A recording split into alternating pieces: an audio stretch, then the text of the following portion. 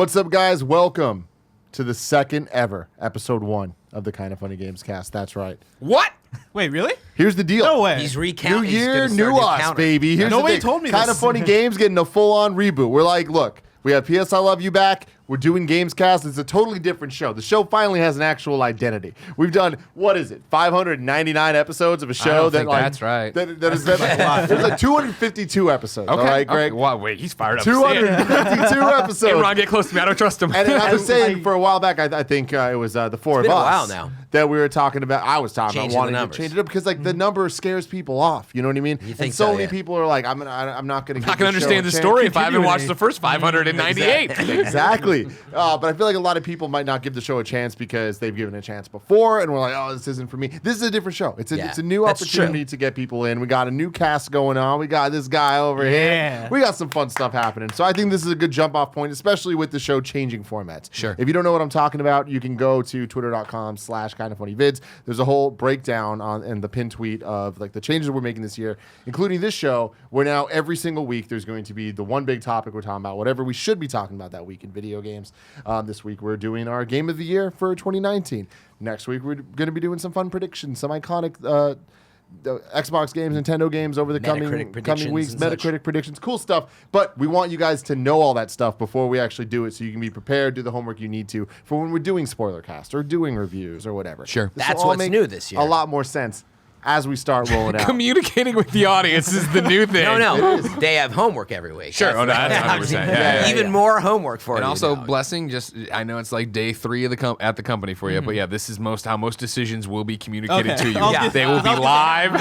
You will not. We will all act like you should have known this, but this is how it happens. Yeah, you're not out of the loop. Second episode 1 of the Kind of Funny Gamescast. I'm Tim Gettys. That's one of the coolest dudes in video games, Greg Miller. That's me. We got the former Imran Khan. Howdy. Heck We yeah. got the best hair in the business, Fran Mirabella III. Happy 2020, everybody. And for the first time on the Kind of Funny Gamescast. Second time. Well, I guess it's the reboot. fuck this so- It's episode 1. Don't mess it up. Fuck this up, blessing. We don't talk about the Weird. old continuity. The new face of video games. Oh, God. Is this going to be my nickname from That's now what on? I'm calling you. Oh, new face? Anyone else I can like call it. him whatever he Pressure. wants. Nah, I give out the nicknames. All right, that's my thing. I'm This like is Cisco my on show. the Flash. This is my show. Tim, I can drink 2. Hey, man. suggestion. all vodka. What, Kevin? Going forward, keep counting how many times Blessing's on there. So, second time on the show. Jesus Christ. Oh, man. We'll see how all this stuff goes. Shout out to our Patreon producer, James Hastings, for helping make the show happen. And shout out to all of you for supporting us on Patreon this month. January is our big push for Kind of Funny Games in 2020. We have our new studio that we're trying to get going. We're doing a whole bunch of new stuff with streaming shows every week, and PS I Love You is back. Ton of fun stuff. So thank you for supporting over there on patreon.com/kindoffunnygames, where you can watch this show live as we record it. You get it ad-free. You get the exclusive post-show. Very exciting stuff for everybody. If you don't want to do that, that's cool. You can watch it on Thursdays, youtube.com/kindoffunnygames. New dates for the show. Now, are we always gonna be on Thursday, Tim? We're not. That's the thing. Going forward, it's like we want to hit the embargoes for the major game reviews. So if there's a big game we're reviewing, like a Final Fantasy VII Remake when it comes time, Sure. whenever that embargo is, that's the day Gamescast is going to be. We're going to be right there with you guys.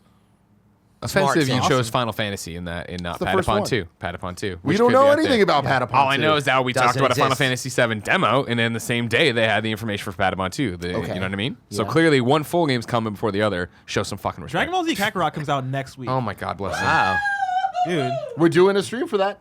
First Sweet, I'm in impressions. for it. Yeah. First, okay. I'm into pretty sure it. I'm going to guess you're on it. I'm not and on now it. you're no, him. Yo, he- And you're just finding Yeah, out I gotta about be. it. I Yeah. gotta be. Yeah. I mean, I'm Just still. kidding. I mean, I'm gonna be honest. I'm not happy that we're not doing a full review on Yeah. Kakarot. I feel like that's a game that you want to get.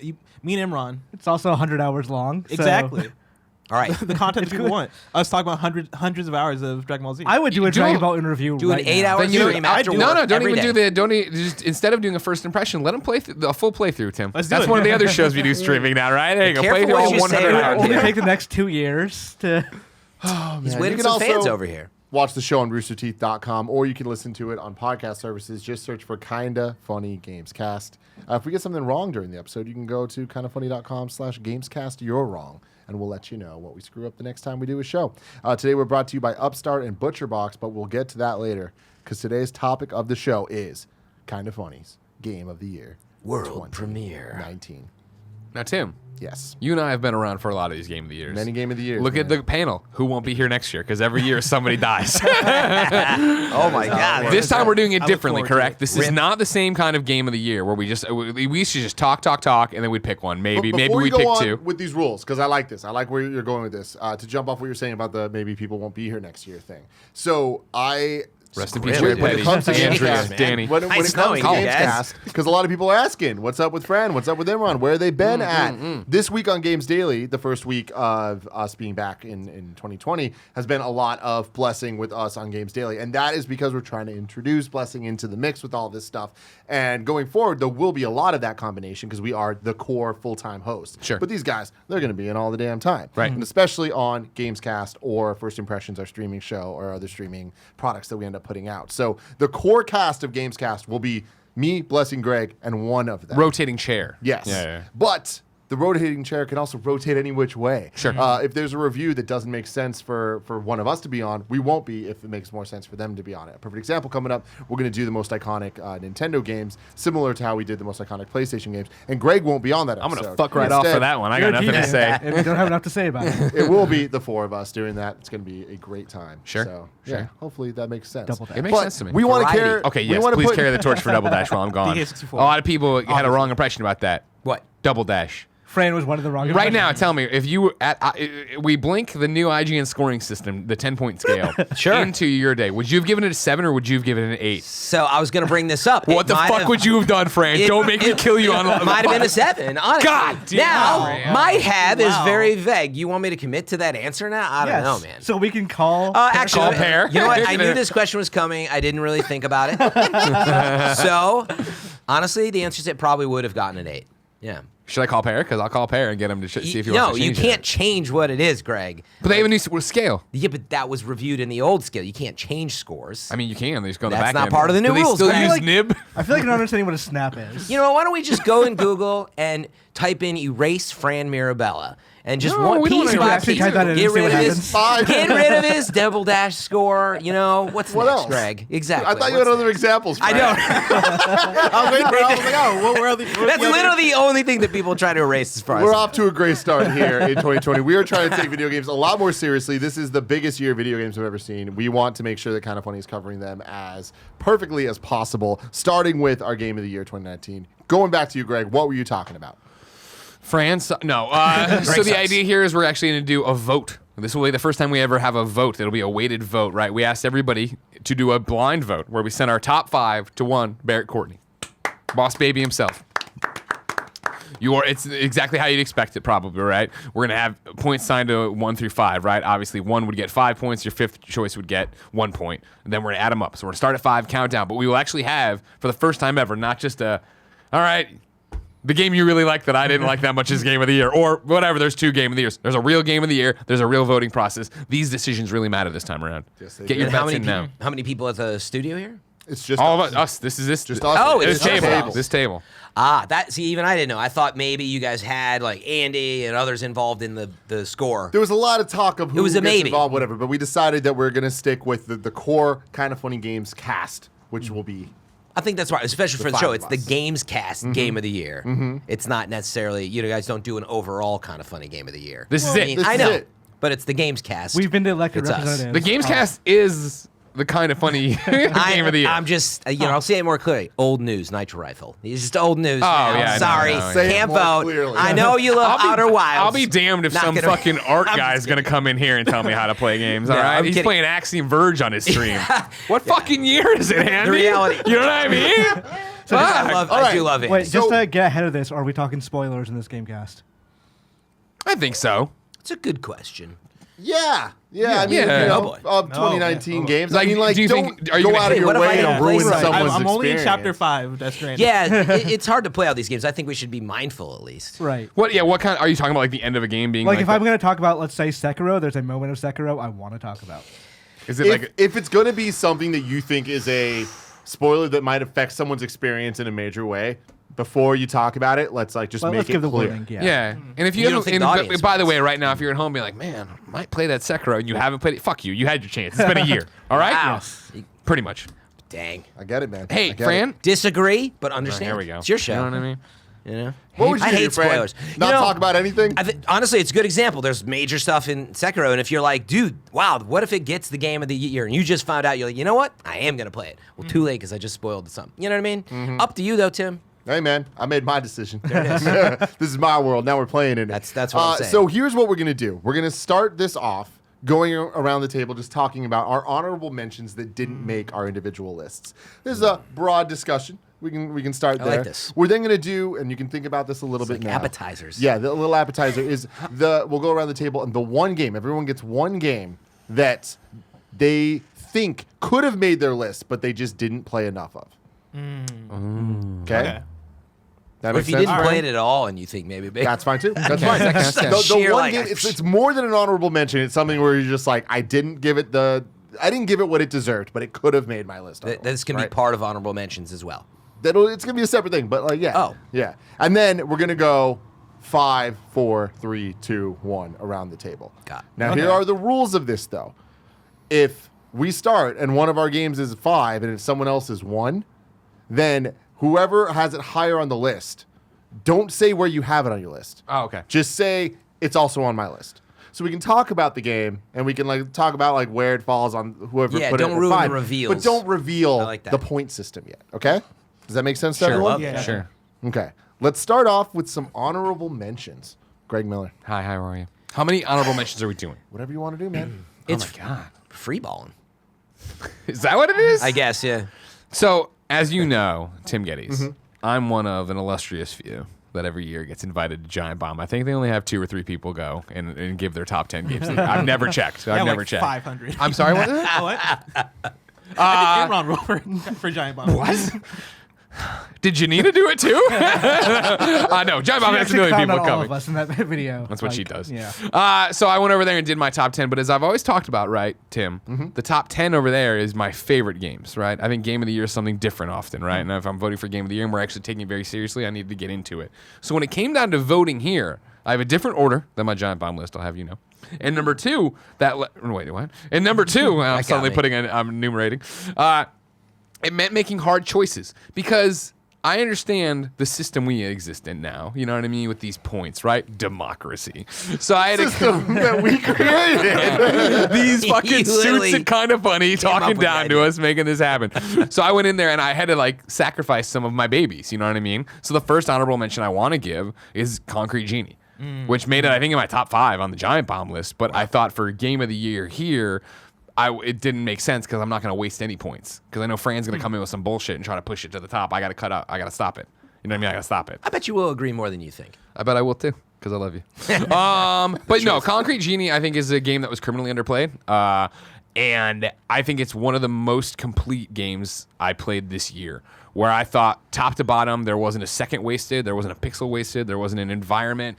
Nothing was like, oh, they just put that in there. They placed that tree, they did that thing, right? None of it wasted my time. It was one of the rare games that I platinumed, and literally when I was done, I was like, God, I want to keep playing. I wish I could keep. I wish there was more to do in this world, because there's this obviously. Well, not obviously, I guess, because so many people didn't play it. There's this, really well done story with beautifully hand animated cutscenes that blew me away, because I thought jumping into this it was going to be more of a low budget Sony exclusive, right? When in reality it wasn't. It felt like a lot of time, care, and love was put into this, and so. That meant that the story was really good, the voice acting was really good, the animation was really good. They had distinct styles, like we always talk about when we see movies and stuff. Like I don't pick up on color tones and like, that was always flashbacks or this was always that. They filmed in a specific way. I just felt it. This was a way that I thought the way they told the current day stuff, the way they told the flashbacks, the way they told positive flashbacks or negative flashbacks. The way that the first time I doubled back from like Area 2 to Area 1 where I'd already cleared everything, coming back into Area 1 and seeing how bright and lively it was versus how dark and, how full of despair Area 2 was, that stuck with me. This is a game where you are going through and using your magical paintbrush to paint graffiti on the walls. What up, cool Greg? And use your genies to animate. And it's a whimsical, beautiful tale that caught me off guard how good it was, caught me off guard how fun it was, caught me off guard how it kept evolving, and then, at the end of it, when it was, now I'm just running around exploring, trying to find pages and, the different genies I had missed or solve, like, little riddles and stuff. I was engaged the whole way through. And I think that even with some of my games that I think are bigger or better and whatever in different ways, you have those moments where like, oh my god, this fucking map. You know what I mean? Like, I never had any of that. Concrete Genie was pure joy, and I don't think it gets enough credit for that. Let alone then this super relaxing, cool VR mode it had. That's my first honorable mention. Imran. So, like Greg, I also did a Giant Bomb top 10 list, and God damn it! we had to basically submit those things by early December. So I was not as far in a lot of games that I think I would have probably put a lot higher, and probably the penultimate example of that is, or not the ultimate example of that is Outer Wilds. Because I was a decent bit into that game. I was like, okay, I really enjoy this. It freaks me out in a lot of ways because space travel freaks me out.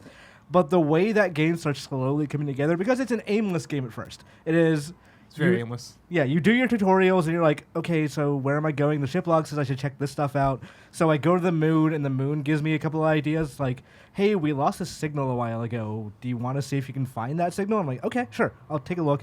And that basically sets me on a path of, holy shit, this game keeps escalating and escalating in ways that, ways only video games can, to the point where some of my favorite games, period, in my life are games that represent video games as an interactive medium that a narrative movie could not replicate. So, like say, Shattered Memories, or Silent Hill Shattered Memories is a good example of that.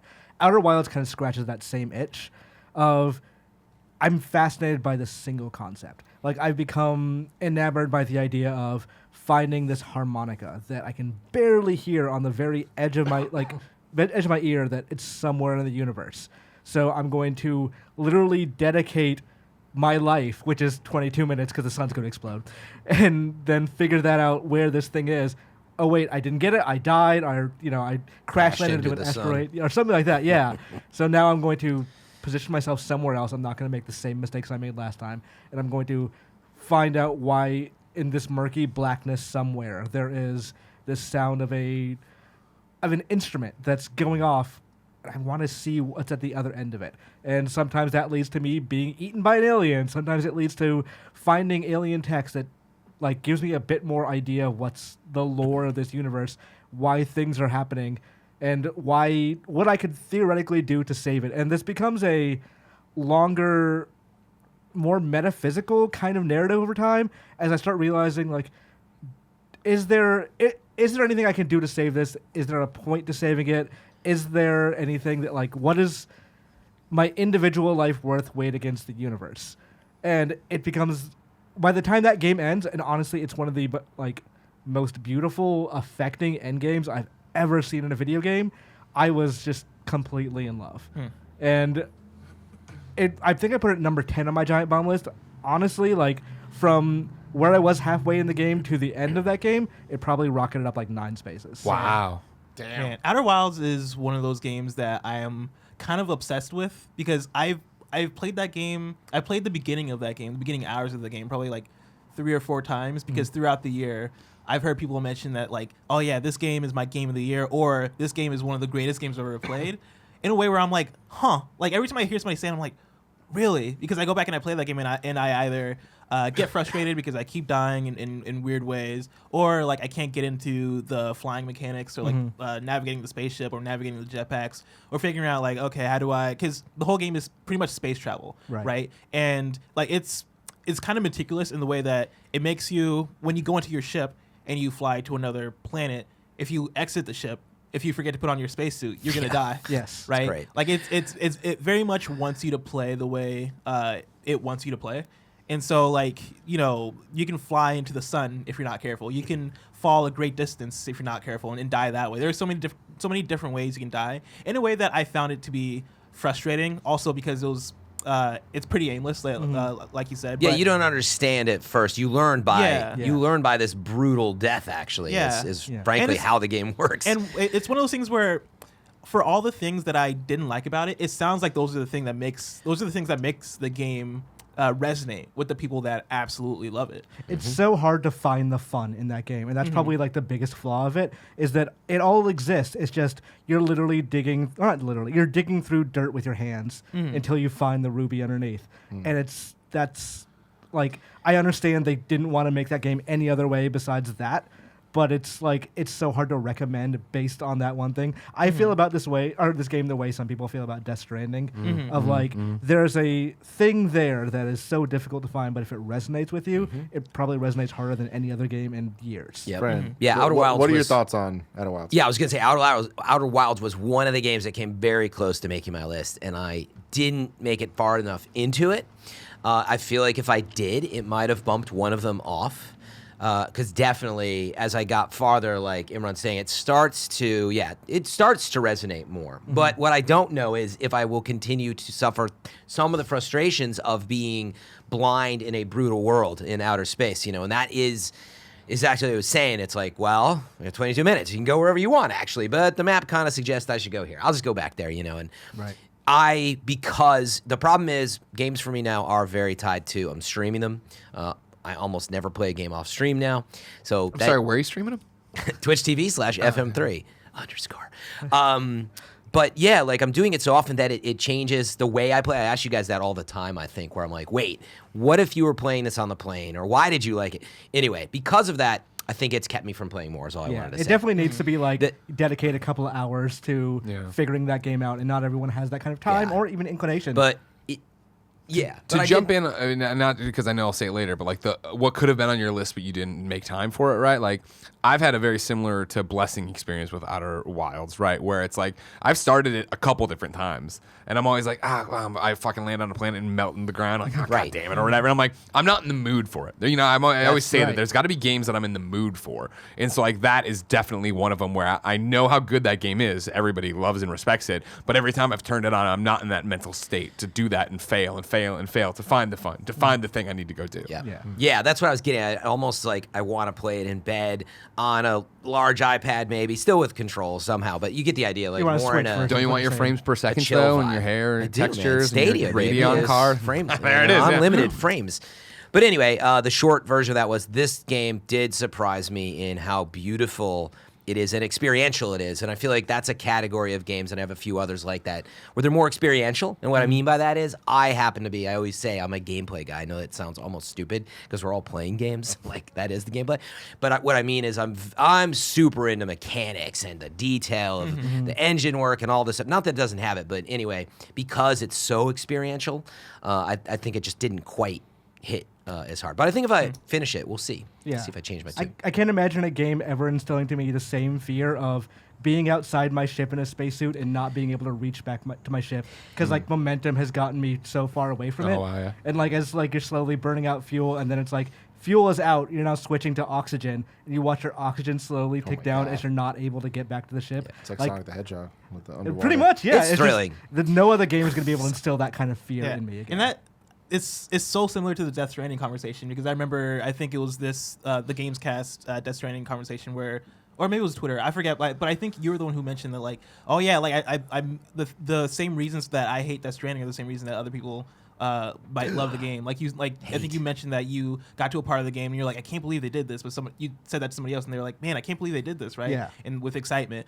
where like you're talking about like getting back to your ship and the oxygen going down and all this stuff. I remember having those moments and being like, yo, fuck this. I hate this. This is terrible. I hate this game. Yeah. Really? You didn't have a moment of like pure, like exhilarating beauty. Like that was how the game hooked me. Pure 'Cause at first, exhilarating beauty. No, like literally, I started like you're saying, and it's like, what the heck, man? There's a dude by the fire, and they want me to roast a marshmallow, and then I'm flying this like mini ship drone. I'm like a lot of folks are getting out of there. I'm like, please tell me where to go. I want to get going. But it's a slow burn at first, and then you take off. And I think it was the first time out, maybe. I landed on some random planet, standing there, I'm like, this is pretty cool, man. I'm like, oh, my stuff's running a little low. Maybe I should go. What's that light in the distance?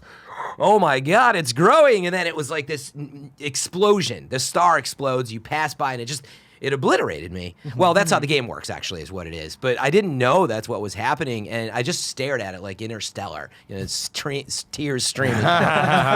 It was beautiful, and I feel like that's where the game lives. In those moments, they're not all the time. But when they hit unexpectedly, you're like, that was really thrilling. What's honorable mention for you, Fran? I have a lot of them, but probably A Plague Tale. We heard a lot about this year.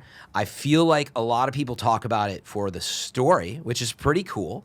No major spoilers, but you're in medieval France, actually, sort of in a line of royalty. You live in this beautiful, place, but your brother's got this sickness, and you don't know quite what's going on, and suddenly, you're under attack, and you have to escape, and, your mom's trying to get you and your brother out, and suddenly you're thrust out into the woods, and suddenly it gets very grim and dark, and basically you're running into like the forest infested with the plague, and you start to learn more about what's going on little by little.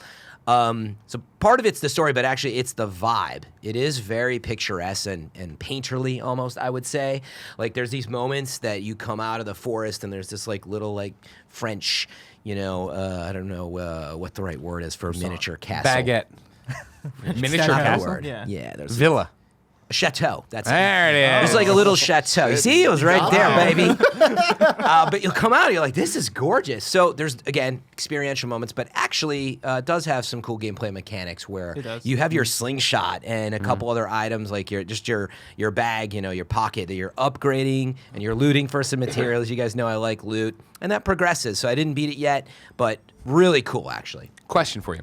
I started this one over break because I knew it was on the radar or whatever. I didn't get super far, maybe just an hour in because then people came over and it was a story-based game, so I'm like, I'm not going to try to pay attention. But then I never got back. Yeah. My question is, the game starts and gives off very much escort and stealth. Is that the game throughout? Because the mechanics early on so much are, here's your slingshot. It'll make noise, so be careful. Use it to distract. I'm like, got it. And then it's like, go there and call your brother. But if they see your brother, you're in trouble too. And I'm like, I don't know if I feel like hours of this. Yeah, so you're right. A huge piece of it is that. But actually, seemingly the way it breaks down is it's like a hopscotch method of you're in the story, right? The opening. Yeah. Then you did stealth for the first time. Throw rocks at this. That's the second piece. The third piece is when you get a little more into like puzzle solving actually with your slingshot and sneaking around, but it's more puzzle focused. There's a few places like, you sneak into some camp and you literally just sneaking the whole time. I'm not for that. Yeah. So, but the way it hopscotches, I feel like you get breaks from it's not just stealth. But it comes off as that, and I feel like, the trailers, maybe I didn't see the right trailers. I felt like the trailers were so focused on the story. Mainly the story and the beauty. I didn't understand like the gameplay of it. Once I got a piece of it. I saw the Steam trailer, I'm like, I don't know what kind of game this is. That's what I mean, right? I feel like I would categorize it as a stealth game.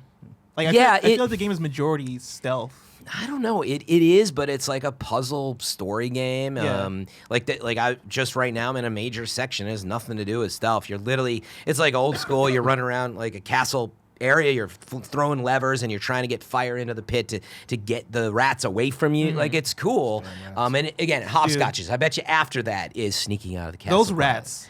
Oh, the rats are so good. They're Like, they're brutal, terrifying. I've never been so afraid of rats. No, I have remember, you got to the rat hordes yet, Greg? No, that's what I heard. That's when it starts to click. You're like, that was, again, you get to some areas where, like, I won't spoil it, but, like, some really gruesome things happen. Plague Tale, I'd say, is probably the non-Naughty Dog game that takes the most inspiration from The Last of Us.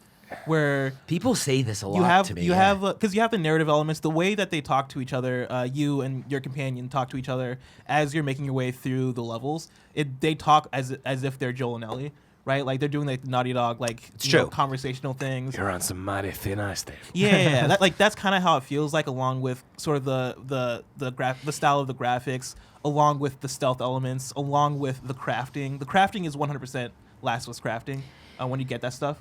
Yeah, and it's also like the lane marker in the distance that you're making your way towards too. Like all that stuff is 100% Last of Us. That's true. Yeah. Definitely inspiration from that. I mean, I wish it played like with gunplay and stuff like that. I feel like there's more direct combat. She picks up a shotgun. But you do raise a good point that people need to know about. Actually, the emotional connection you start to get with Amicia, who is your main character, and then her little brother. She's awesome.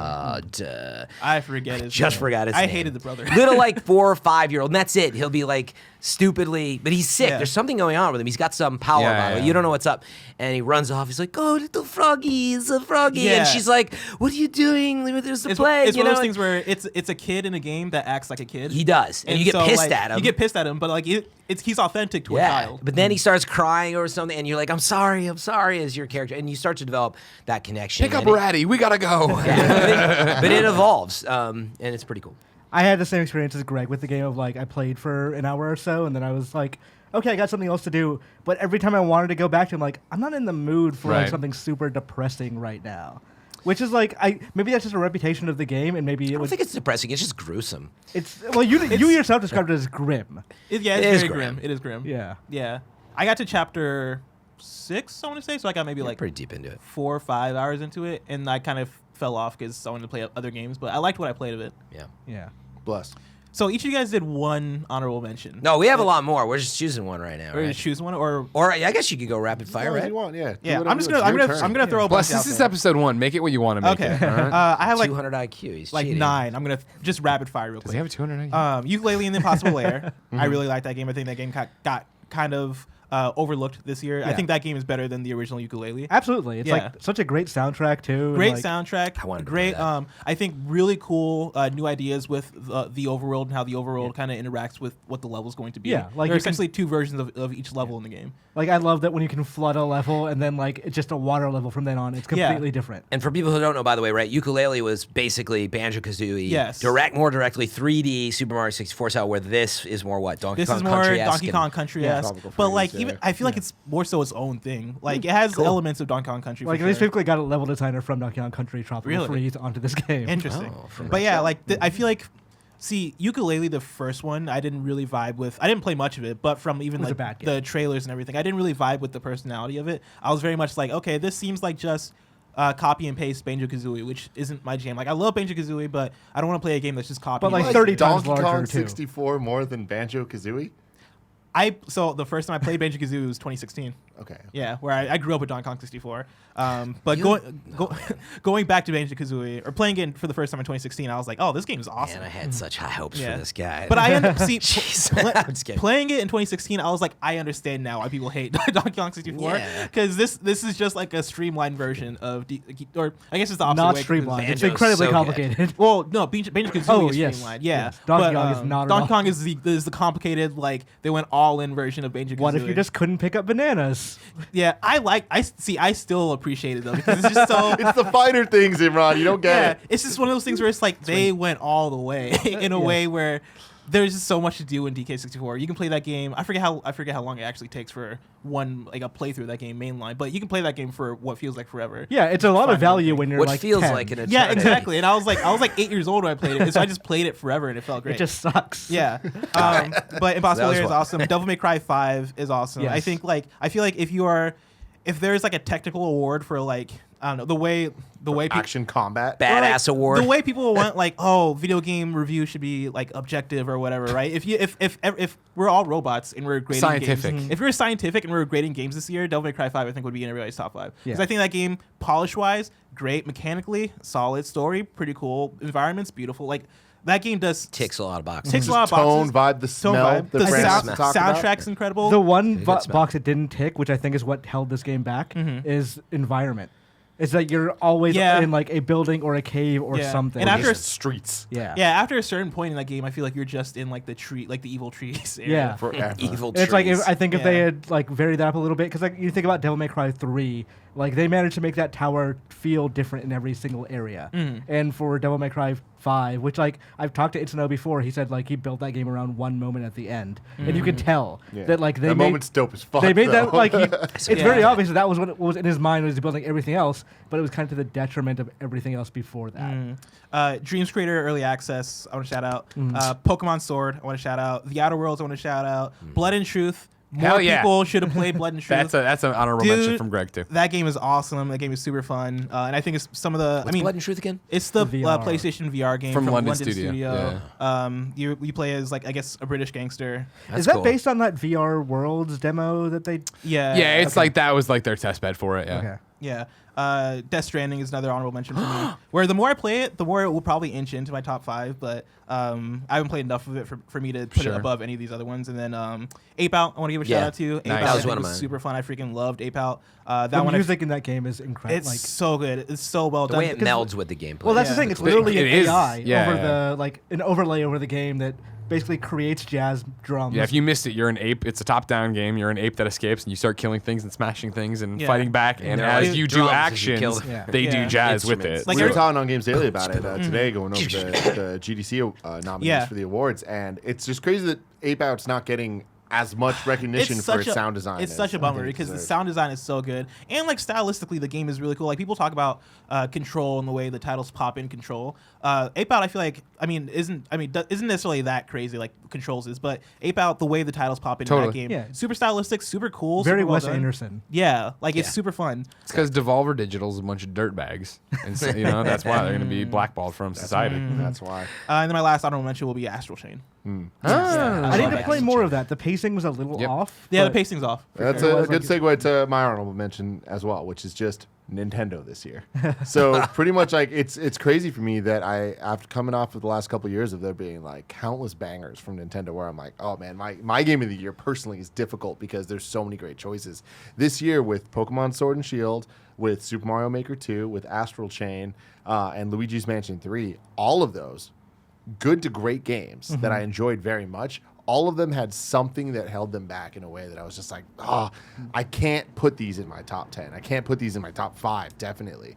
Mario Maker 2, it was so great. And when we first saw the direct trailer for it, You were like, you were game of everything, and right? I was like, this is the game of my forever, Right. like potentially. And it ended up not being that, with the main reason being I just wanted them to go a little bit further in terms of playlists, in terms of letting people make entire games worth of levels so that I can just download and then play through a ton of stuff. Also, it's how have they not supported that game that well over this past? Exactly. Like literally yesterday, they upped the cap to 100 levels, which is what the Wii U ended at. So why did it take 8 months to do that? It's things like that I feel like this game could have been huge and could have had such great support that would have kept me in and kept me playing constantly. And they missed that mark, and I feel like that was the bare minimum for like this being a great game, not just a really good game. They're doing some good stuff now, which is momentum's gone. Yeah. Like that Link thing is actually really cool, but no one's playing the game anymore, so there aren't many people making Link levels. Yeah.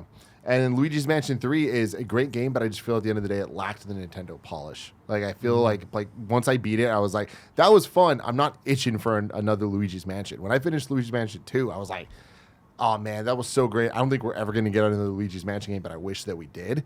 And beating 3, I was kind of like, there's just something about it where I was talking about in the review we did, like the graphics didn't impress me. I didn't like the looks of them. And like a lot of people seem to disagree with me about that. Yeah. But Once I actually still played it, gotta I try think that. I I thought it kind of looked disagree great too. at It looks E3. really good. yeah, I don't know, man. There's something about it. Like it's not even the art style. It's just like the technical side of it. But like the where- technical, like I watched it or read the Digital Foundry breakdown. It's like this is the best looking Switch but game. I'm talking about in terms of like animations and stuff. I'm not talking about in terms of like the frame rate and all of that. I'm talking Right. about in terms of like how it looked on my TV, how it looked on the screen. It was one of those games when I played it on my TV that reminded me this is a Switch. The Switch is not powerful enough to make this art style shine. And I feel like there are other examples of Switch games that wasn't the case for. Mario Odyssey. I think it might have was just one been of them. like a situation of it not jiving with you because like to me it looked like, oh, this is once you get to certain levels like the Coliseum for example, I'm like, oh, this looks like a Pixar movie brought to life in a lot of ways. Yeah, see, Maybe not a modern Pixar movie, maybe a Pixar movie from 10 years ago, but in terms of like animation and like the way all that stuff is cohesive, it looked probably the best looking Switch game to me this year. Did you play it on TV though? Yeah, yes. Oh, okay. Yeah, see, that blows my Do you have a mind good because TV? like I love Pixar, I love Disney, I love Nintendo, and to me, there's just something about the polish of the charm didn't quite hit the mark. And then what was the last Nintendo one there? Oh, Pokemon Sword and Shield.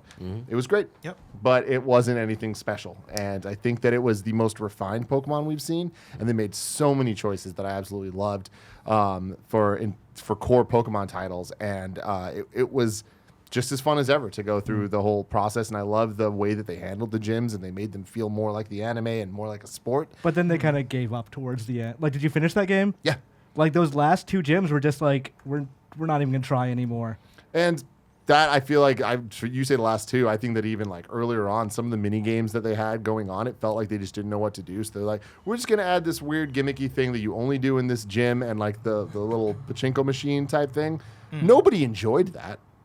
You know what I had that in mean? mind. I didn't really like it. Yeah, you're right. But even like the maze one, I was like, I feel like I got a better maze in Pokemon Blue when Yeah. I was doing like the Team Rocket stuff. Oh yeah. Still But flowing like, all that. Yeah. there are aspects of that game that would not have been acceptable in any other game. Like, have you ever been to the wild area online?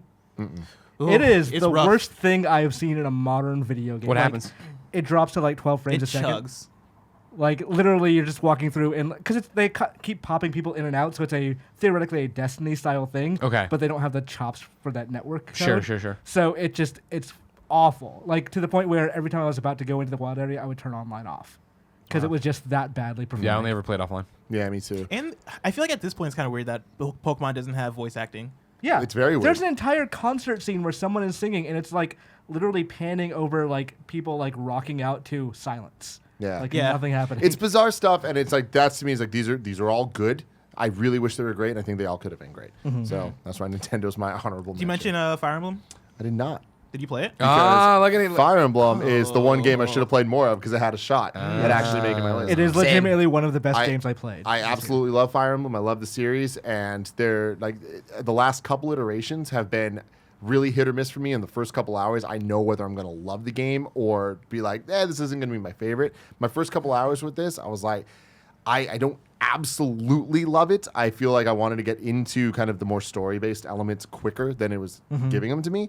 But I had family stuff going on in what was it, May or whatever that it came out. So like I just totally fucked up and never was able to jump back in. But I love Fire Emblem. I guarantee if I totally finished it, it would be in my top when five. that game starts endearing you is when you start getting like you have your house and you start attaching yourself to them and you start Assembling. recruiting people from other houses and you start learning about them and suddenly like this ragtag group of like exile because I was Golden Deer, like this ragtag group of exiles suddenly like they feel like family. And once you actually get to the midpoint of that game where everything starts differentiating, because the first half of the game is the same for every team, but once you get to like, oh well, this is what this house did and this set off this whole like big war essentially between everybody, then you start realizing, oh, there's a huge amount of differentiation between what everyone's doing, and I am with my group. I'm sticking with them because this is the team that I'm most attached to. And Fire Emblem Three Houses, I think, bucks the trend of what I was talking about of Nintendo not hitting that polish mark. It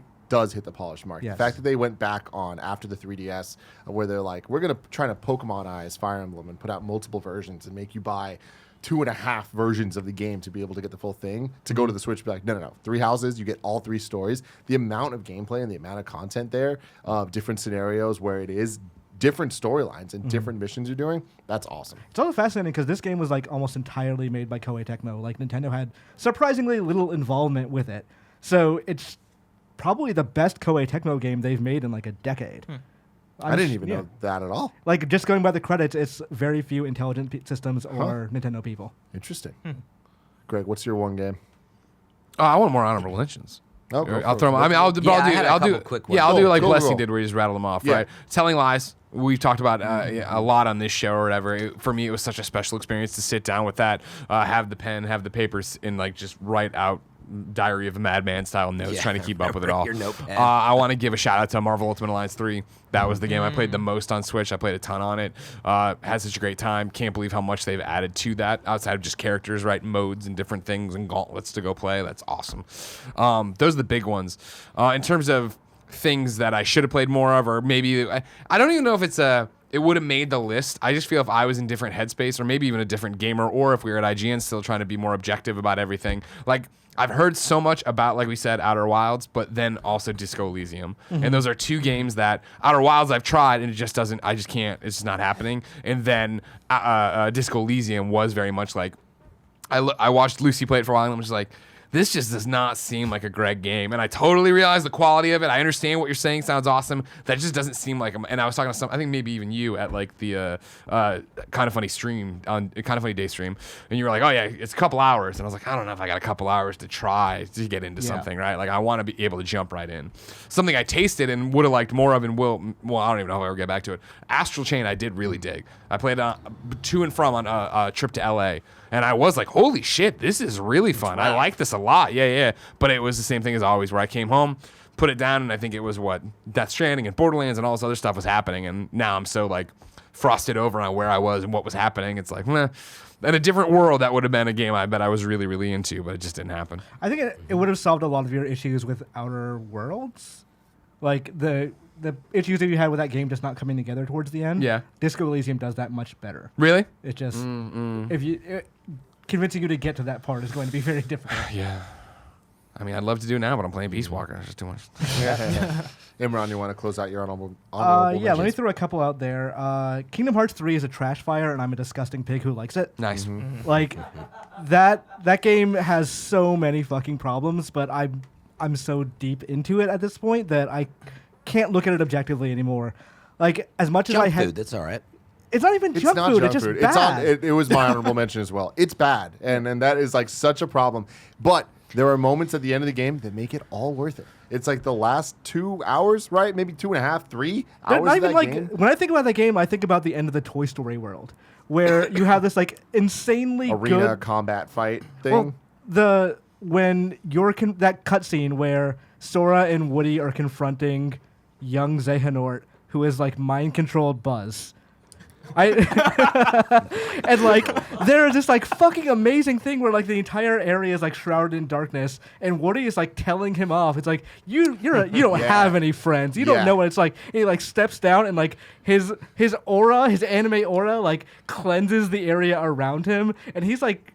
It's He's pure hype, man. He's giving him this lecture, and it's like, oh my god, this is so amazing. I love this. I feel like anytime Organization 13 was involved in the story, the game was at its strongest. I feel like the Disney stuff actually got in the way of 3 because they committed too hard to, we're literally going to have the entirety of Let It Go in this sequence. Yes. The entirety. Instead of giving us a bit more backstory or boss fights or incorporating that stuff into the story. Yeah, I of imagine that's Frozen. where like the dealing with a corporation as large as Disney comes into play. Because like apparently, John Drake. I talked to the Pixar people about this, and the Pixar like liaison was a huge fan of Kingdom Hearts, so she was able to work with them and get them the original story they wanted. I imagine that's not true for like Frozen. Yeah. Of like, hey, Frozen's too big. You gotta just make. If you want a story, it can't affect the movie in any way. So I think that's where that fell apart. But like, I'm looking forward to the DLC. Me too, because it looks like it's focusing more on the actual core story of it. Yeah. And the gameplay is fun. The combat in 3 I actually really enjoyed. I don't think it ever hit the peaks of 2 of Yes. like how tight it all felt. Yeah, the gameplay or the battle designer for 2 was not working on 3. He's working on FF7 instead. Yeah. But I'm excited about it's still like really fun, and like some of the boss fights, I just needed more of them. I Really think they good. did a good job of having so much just pizzazz and like sparks and like flashy shit happening that you felt in control of. And there was so many different systems within systems of like, I don't even know what the terms are anymore, but like summons and links and overdrives and this and this and this, where it's just like meters, like different meters left and right, where you're constantly just like hack and slashing while also there's a million different things blasting colorful like fireworks around Yeah. you. I also want to throw out Mortal Kombat 10. Or not, sorry, 10. 11. 11. Did I not say that? Dude, okay, I- add that to my honorable mentions also. Too Yeah. late. Dang it. That game has a Darn. really fucking good story mode that Dude. like it makes I think the Mortal Kombat story is by and large just complete garbage. How dare you. But I love it. How dare you? is, like- I mean, it's garbage, but I love it. Like This was the time travel one, right? Where the old Yeah. okay. Yes. And so they use that time travel to repair a lot of what's garbage about that story. Gotcha. It'd be like, why? The whole thing in Mortal Kombat 9 where Liu Kang and Raiden, I guess, in the Mortal Kombat thing, is They're both right. they confront each other and Liu Kang's like, no, you're stupid. Like, this is not going to work. And then, like, Raiden ends up killing him. And We all know it well. that, like, gets brought up so as like, good. hey, that was dumb, but it's dumb for a reason now. So Yeah. they retcon it, but they Yeah. clearly realized it was bad. So like, what if we just use that to make a bunch of very hype moments for the ending of Dude, this game? I mean, It's like the you're story describing mode Rise of in Skywalker. Mortal Kombat this year was fantastic. It's And I so want good. every single fighting game to have that type of... This might be too big of a proclamation, but I feel like it might deserve a nod for like best narrative, like maybe like just like a nomination, you know, like I can see it. it was so good. Like the whole Jax stuff, like the stuff he's going through in the narrative is really good. The whole idea of bringing back, It's about his arms. Is he like super depressed yeah, about him? Or? he's super depressed. I think it's I about wish his I had arms. real His arms. wife died. Oh, maybe Yes. that's It was what either the arms or the wife. It was either the arms to the wife. Very He lost Both I are mean, one big leads losses. to the other. Like, Yeah. Maybe she hates But his he- arms. It was actually one of those things where like he's going through it so much that he looks to the bad person of the story to kind of like Heal it. him. Yeah. Yeah. But there's the whole like, you know, since they're doing the whole melding of the timelines, and so older Johnny Cage has to confront younger Johnny Cage, and great. older Johnny Cage has just gone through loss and has just gone through growth and all this stuff, right? And younger Johnny Cage is the original Johnny Cage, Punk-ass who's an bitch. asshole and who's like this like superstar like young kid, and it's one of those things where Johnny Cage looks at himself and he's like, oh no, like I was a dick, I was an ass. When he beats his own ass, it's awesome. All right, I didn't know where that was. I was like, this sounds so ridiculous. I was like, wait, that's pretty good. Yeah. Dude. There's a really great Deserves a part where nod. like Scorpion and Sub-Zero are working together now because they're both good guys. Then the old Scorpion comes in like, what the fuck are you doing? Oh like, my how God. How Actually, I love you're that working stuff. with Sub-Zero? What is wrong with you? I will say the one part of that game that like is a huge mistake was Ronda Rousey. Yes, Oh, She yes. does my the And hers God. worst voice job. acting's not great. Yeah, huh? I take It's back the really, best story. really Yeah. But yeah, dude, I look at stick with me. I look at the Mortal Kombat narrative from like all the games, similar to how I look at Metal Gear Solid, that narrative. Except I think Metal Gear Solid is a great story. Mortal Kombat from front to back is not a great story. But like I've been with the story since like Mortal Kombat Deception on PS2 Hell or whatever. yeah, And, like man. yeah, when Liu they first, Kang oh is dude, dead. freaking Chujinko, Bo Raicho, like all that stuff. And so I'm following it from there and seeing kind of how like where the story has kind of gone and the ways in which they've kind of retconned it in clever and crazy and dumb ways. To me, is super entertaining. It's the X-Men Days of Future Past Yeah. of Yes. Mortal Kombat, but even Yes. more just diving into like the fuck it, it's also parody. Like we're gonna make this as we're gonna make sure we're gonna have any moment people are actually looking for from Mortal Kombat. There's like a 10-minute scene towards the end of that game that's like end game quality, like Mortal big Kombat. giant battle. Oh man, yeah. All right, I got yeah. Shout out to That's Sean right. Kittleson. He was the writer of that guys- one. I've spoke so highly of it throughout the If years. you like Mortal Kombat or you're familiar at all with Mortal Kombat lore, I would Yeah. say play Mortal Oh, Kombat. I know 11. I'd love it. It's like Yeah. that's what this is. I have on my list too. There's like so many games where I'm like, well, I know I would love this one and this one. I haven't had time to get into them. There's just too much to play. Fran. My turn. Awesome. I'm gonna go through fast. Grease. Dang it, man! I thought I was gonna get it right for 2020. Grease. Absolutely the gorgeous game. One of those experiential, but I really liked it. Apex Legends. I feel like we're skirting around it because it's like it kind of it came out of nowhere and it was awesome and then it fizzled out maybe for a while. It's got some releases, but I'm not skirting. Just so you Apex. know. Yeah. not skirting. I'm not Good. skirting at all. Okay, we'll see. It's on some people's lists, maybe. But anyway, Apex, man, total shout out to that. Rebel Galaxy Outlaw, I talked about a lot. More of an indie game, but I bring it up a lot if you liked the delivery of cargo in Death Stranding. Funnily enough, this game is literally you deliver cargo from galaxy to galaxy, and in between you get into these space battles, and you have to upgrade your ship from like a piece of junk to have better things. It's funny how similar and sort of base concept it is to I Death love Stranding. that like when you customize your ship, it literally just opens Photoshop. Yeah. It's Oh, just and you like- can actually, it has that in it. Yeah, It's draw some dicks on your ship if you want to. yeah, you can buy, a space station and start upgrading it, and it's got a lot of time you can sink into it. Really Well, cool. we talk about this every time. It was only PC last time. Is it still only PC? I believe it's still only PC, but it was. I think they announced the PS4. I thought it was destined for consoles still. So actually, yeah, that'll be. We'll send it to Gamescast. You're wrong. We've got too much. Well, I to can go look it up. through. What's the name again? Rebel Galaxy Outlaw. Thank you. I swear it's coming to consoles still. I feel like I've heard a PS4 port, but maybe I'm completely wrong. Really cool though, and also it has like this killer like soundtrack. You can put the radio on while you're like just driving through space, getting into the battles, and It's it has basically all those these different trucking stations. games, but Yeah, it's a trucking game to a point. The too, but Wikipedia doesn't say anything about consoles. check their website. Actually, I thought on it it. had it, but anyway, Rebel Galaxy. It's Outlaw. definitely on Switch for sure. I see RebelGalaxy.com says Oh, first that's what it footage of was. Rebel Galaxy on Switch. I don't think it's out yet though, right? So I don't know it's yet. coming. Keep going. I'll find. Cool. Oh, PS4 and Switch. Another one, PS4 and Apple Switch. Arcade. I've been bringing this one up recently, but man, I just got into Card of Darkness, Adventure Xbox as Time, well. art style, really cool. This game nearly Card of made Darkness. Card of Yeah, Darkness. We talked about that too. Card of Darkness. You played some? No, No, we're talking about on Games. Something Yeah. different. But makes my top list because, man, it's just that game I can pick up for 3 minutes or, 10 minutes, and I can lay in bed for 2 minutes and play. Like it just is one of those fast mobile games that's what I look for on mobile. And it's just a card attack game and has a lot of RPG. It got and it's an honorable really cool. mention for best mobile game at the GDC Awards. as Awesome. well. Yeah, but see, that's the thing. Like, I guess, I understand why for best mobile game, but actually even overall, man, like what a bunch of fun. that I actually sunk- reminds me. Speaking of Apple Arcade, Mm-hmm. I don't mean to hijack, but Grindstone was one of the I should have It's mentioned. funny, yeah. It has the similar Yeah. thing to Grindstone, where you're just trying to get to the top of the grid. But yeah, Grindstone should have Grindstone. ended up in my top 10. It's just that game got too hard. It was like unrealistically hard. Yeah, at this some game point. gets hard at certain points. Gears 5 didn't make it far enough in, but I had played several modes at E3. Played the beginning. Man, that game is gorgeous. I just need to play more of it. I think because I know what to expect, I didn't make sure I spent enough time with Out it. of But curiosity, is Gears 5 on any of our lists?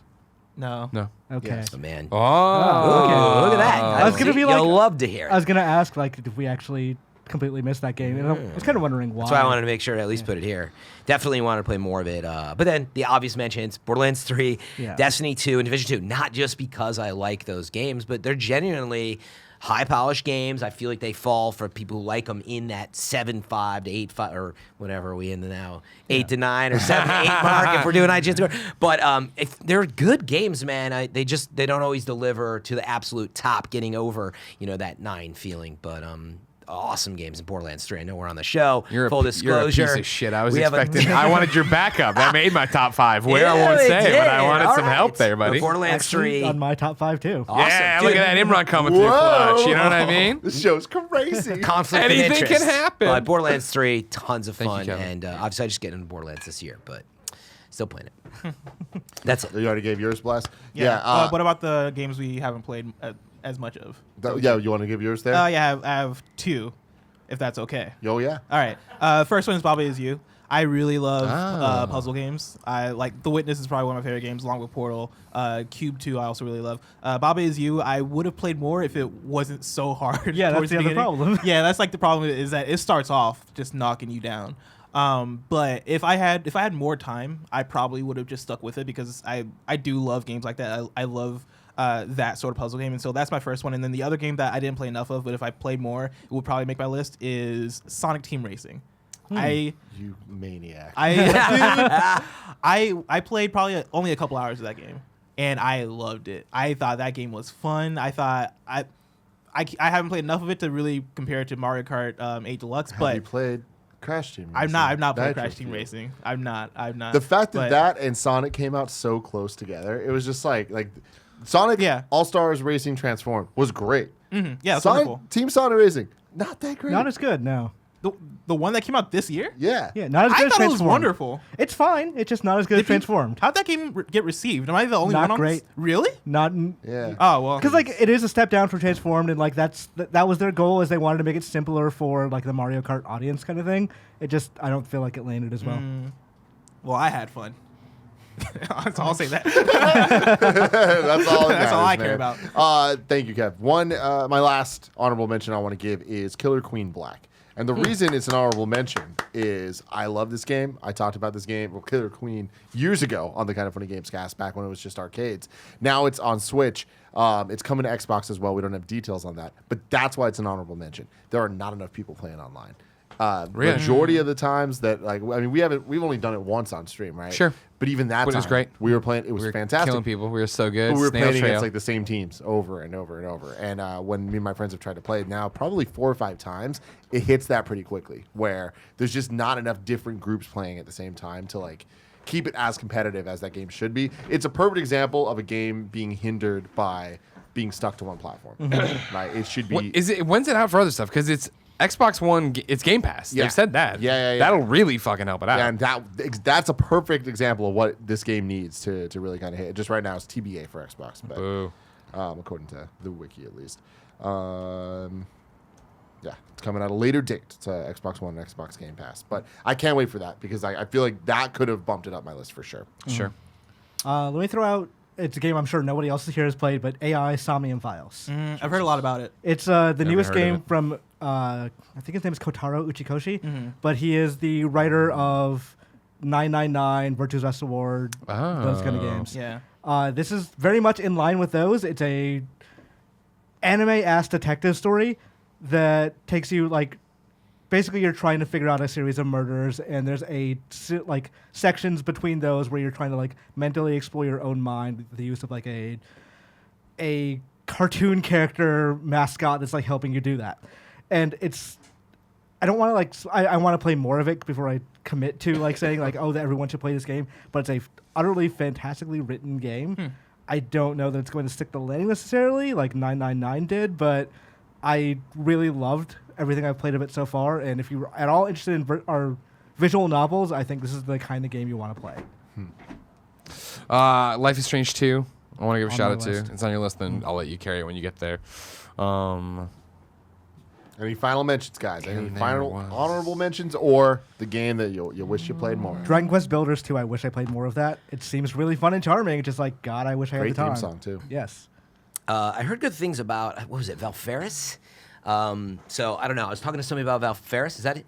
That is I think it was the Final heavy Fantasy. metal Contra style game. Yeah. It has a little like Dark Souls vibe. But I heard very good things about that. That was one that maybe I just want to throw out there. And then for me, it was Fire Emblem, though, that I just didn't play, that I feel like could easily have ratcheted up the list, that I just didn't get to it, I think, above all. While we took the break. Oh, and Link's Awakening. I don't know if anybody mentioned that, yeah. actually. Sorry, those were the two. Honorable mention to Kind Words. I finally played Oh, that. yeah, that game's great. Yeah, finally played that over break, and I was like, hell yeah. Like, do you- Weirdly affecting. Totally. It's a game that I think it's rare that I would say this, but desperately needs an iOS port or a phone, tablet port or whatever, because I think that would do so much more What's for it it personally. It's on PC right now. Oh, got it. And so it's like, I don't think it works as Yeah, a it console is. game because it's so much typing, but I think it would work really well on an iOS thing. And I think it would be, for me personally, as who's not a big PC gamer, like I played it extensively for one night. When extensively you're answering people's real messages, you're sending back your that's advice or whatever. You put out your own thing, people talk to you. It's all anonymous, whatever. The obviously goal is that, I think you turn it off and then you go do something else and you come back and you open it and there's new responses, there's new questions. And so as I played it that one time, I got responses to my own thing. I sent off my own, answers to people's questions, but I haven't gone back to really check what they thought of it and where we are. Bloodstained. Oh, yeah. I played it on Switch, or I played some of it on Switch, and I was like, this is horrible. I'm not playing this version. So I've been waiting to get it on sale. But from what I played, the actual game, Switch port aside, is really good. It is exactly the Symphony of the Night, not sequel, but spiritual sequel people want. It's just, God, that port is really bad. Just the music is good. The ideas are really good. There's so many systems upon systems that you don't necessarily need to engage with, but you could. So many nice little Castlevania references in it. Yeah. I think it's on Game Pass now, so I'll probably just pick that version up. But it does seem like a really great game. I just didn't choose the right thing for my Kickstarter backers. Yeah, that was the one that I keep saying I have it on PC where it runs fine, but I know it has these Switch problems. But the problem is that's the game I want to play on the airplane or in bed maybe, and I can't because I just have not heard great things about it. I played that game on an airplane, and at one point the boss music just dropped out, and I fought a boss entirely silently. No, thank you. I want to give a shout out to Sayonara Wild Hearts. Yeah. I thought that was pretty fun. I had some complaints with it because the way the default mode kind of is set up, it boots you out after every song, which that game is better played in the arcade mode, which I think you unlock after you beat the game. But still, shout out to that game. I think the soundtrack's pretty good. I really enjoyed it. And I wish Travis Strikes Again No More Heroes was better. I wish it was better too. Because I love No More Heroes. Because it does seem like it connects directly to No More Heroes 3, so Yeah. people are going to have to play it. And also, it's a weird, we've talked about this before on Kind of Funny Games Daily, but it is a Suda51 dealing with the fact that he hates EA so much because of what happened with Shadows of the Damned. And as you go further, it just it becomes less metaphor and more just obvious. The villain of that game is named Richetiello, based off the former president of EA who made him change so much about Shadows of the Damned. Oh, yeah. So it is. The metaphor has just been completely dropped now, and it's an interesting thing to as a fascinating games history document of I wish that game was better, but it's crazy how much he hates them. Gotta love it. All right, we're about to get into our top 5 games of the year, leading into Kind of Funny's Game of the Year 2019. But before we do Game of that- the year, game of the year. Exactly. I know what Wow, he's that's some referencing. old school. The Uncharted rap, baby. There we go. Let's get to some ads. Let me tell you guys about ButcherBox. Now, here's the deal, Barrett Courtney sitting over there. I have a New Year's resolution for this year. Play more video games. There's a ton of games coming out, and I'm like, this year, I'm gonna get on it. But it's all about making resolution during this New Year time. One resolution you can do is to make cooking easier for yourself. You can get meat sent straight to you with ButcherBox. ButcherBox is the meat delivery subscription that gives you more time for what matters most, like video games. Each month, they send a box of the highest quality meat for a better price than the grocery store, which gives me more time to spend watching Gia cook and to eat those delicious meals with family and friends. Every month, ButcherBox ships a curated selection of high-quality meat right to our house. Super easy. Last month, Gia was making a whole bunch of this meat, and my God, my mouth was watering the whole time. I couldn't wait for her to finish so I can stick it in there, Packed fresh and shipped frozen and vacuum sealed so it stays that way. I can customize my box or go with one of theirs. Either way, you get exactly what you want. Looking at these options, Kevin, it's going to make you real excited. Doesn't this sound like something you want? Oh, I already got one. You do? Yeah. What's your experience been like? A lot of good meat there. Yeah? What's your yeah. favorite? Sirloin? Yeah? There you go. There you go. ButcherBox is the most affordable and convenient way to get healthy, humanly raised meat. With ButcherBox, humanely. Yes. Raised meat. With ButcherBox, you get the highest quality meat around for just $6 a meal. You know what I mean? I'm sorry, guys. We just did a 3-hour podcast, and, life just kind of goes that way sometimes. Anyway, with ButcherBox, you get the highest quality meat for around just $6 a meal, and they even have free shipping nationwide, except for Alaska and Hawaii. So, sorry, guys. Right now, you can get 2 pounds of salmon absolutely free, plus $20 off your first box. Just go to butcherbox.com/kinda or use promo code kinda at checkout. That's butcherbox.com/kinda. Use promo code kinda at checkout. Next up, shout out to Upstart. Between hitting the gym, eating cleaner, or learning a new skill set, there's a lot of new ways we can better ourselves in the new year. But I can't think of one that's more important than starting the year off with tackling high-interest credit card debt. Our friends over at Upstart.com are here to help. Upstart is the revolutionary lending platform that offers smarter rates to help you pay off high-interest credit card debt. One of my best friends right now going through a lot of these issues due to a lot of other, various issues going on in his life. But Upstart totally helping him out. Things are looking super good for him. He was having issues with some loans and stuff. This, boom, making it all happen. Upstart goes beyond the traditional credit score when assessing your credit worthiness. They actually reward you based on your education and job history, which is helping him out tons. Upstart believes you're more than just your credit score. They believe in you. They make it fast, simple, and easy to check your rate. Since it's just a soft pull, it won't affect your credit score. The best part, once the loan is approved and accepted, most people get their funds the very next business day. You can free yourself from the burden of high-interest credit card debt by consolidating everything into one monthly payment with Upstart. See why Upstart's ranked #1 in their category with over 300 businesses on Trustpilot. And hurry to upstart.com/kinda funny to find out how low your Upstart rate is. Checking your rate only takes a few minutes. That's upstart.com/kinda funny. Upstart.com/kinda funny. Now that we're back from that, With my naughty dogs, I'm like demon souls. I'm just too effing hard. do you remember this? Do you No. know what they're talking League about? I Forte. have no idea. Every year, IGN used to make a big Game fun of the video year. for Game of the Year, like to announce what the Game of Announcement, the Year was. goofy, yeah. And in 2009, when it was Uncharted 2, they had Malik. Yep. Yeah, Is that Malik his name? Forte. Who, Yep. who last I know was hosting for Nerdist, but I think that Yeah, was a couple he's years. still right. He's like in esports. Yeah, I was and gonna say he's Yeah. esports. I think he does the one that people really like, esport.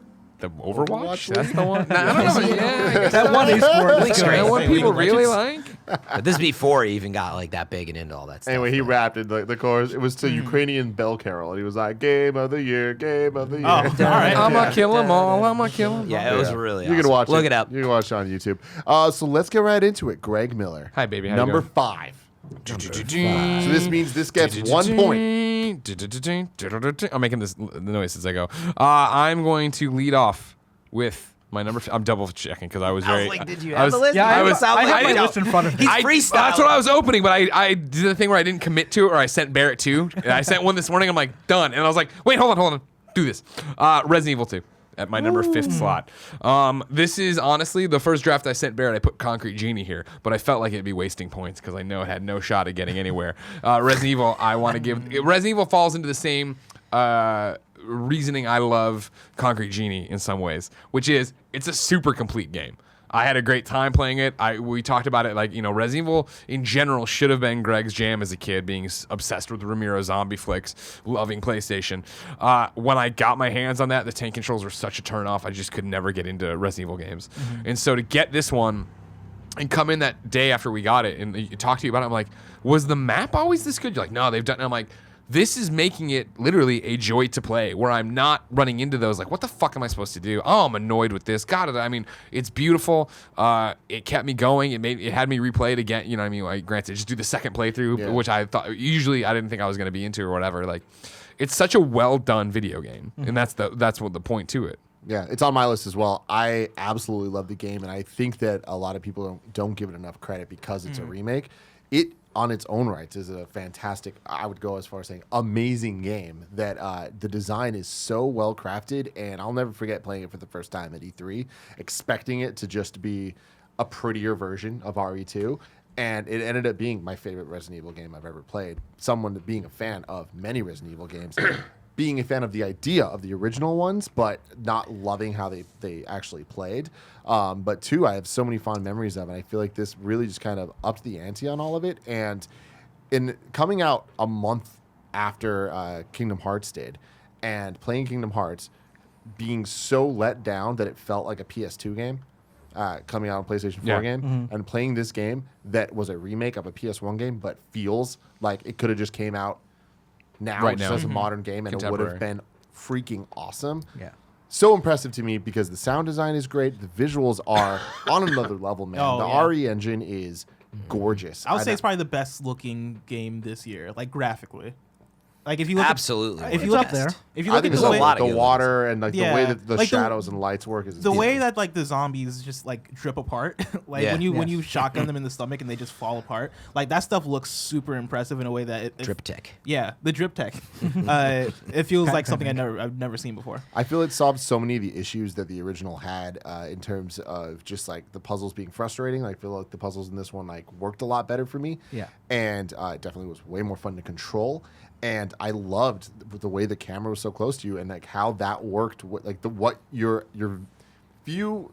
Your field of view of what you could be able to see combined with the lighting effects of turning around a corner and there's like puddles on the floor reflecting the lights coming in, which scare you because you think that it's something coming at you, but it's just something moving. That to me is how survival horror should be. Yeah. It's not constant jump scare, jump scare, jump scare. When this game has jump scares, it feels earned, and the other ones are just it's atmosphere that's scary. Yes. And then add Mr. X on top of that. Yeah. It's the Get outta constant here. the constant feeling of dread in that game is what it excels at like super well because when I played it and I would go into a hallway or a room or whatever, right, before I even unlocked Mr. X, right, and I'm just like alone in this police station, and you see zombies or you see what are the crawly things called? Lickers. Lickers, yeah, and you see a licker on the roof, and they just drop down, they terrify you, right? Like that stuff alone was enough for me to make me go like, oh yeah, this game is terrifying. Yeah. And then comes in Mr. X, and it. And that was the thing is it did such a good job of making you feel powerful and then making them feel more powerful. Like there was always this upping like the ante. I was always going up. So even when it was like, all right, I'm running into the office desk room or whatever, right? And I know that there's always that zombie in the chief's office. There's always that zombie there. But I'm just gonna do this move. I'm gonna run past them, and then there'd be something else on the other side of the door. That'd be oh fuck, I wasn't expecting that. It's interesting that you mentioned the liquors because like that was whenever I thought about this game and like they announced that remake 3-4 years ago, I was like, if you're making it 3D, how are you going to do the liquor moment? Because like there was that moment early on in the game where you're traveling through a room and like the camera changes and you see the liquor like go across the window. And like that is a moment that is very formative into how I like horror games because that builds tension in a way that is utterly impossible when to have control of the camera. And so the way they did that is they didn't bother with that moment. They built that tension other ways. And that's like it is a game that does not collapse under the weight of its own history because it doesn't try to recreate those things. It tries to make them in a different way or tries to do its own thing in a different way. And that is incredible. And it's like so many remakes are so beholden to what that game used to be.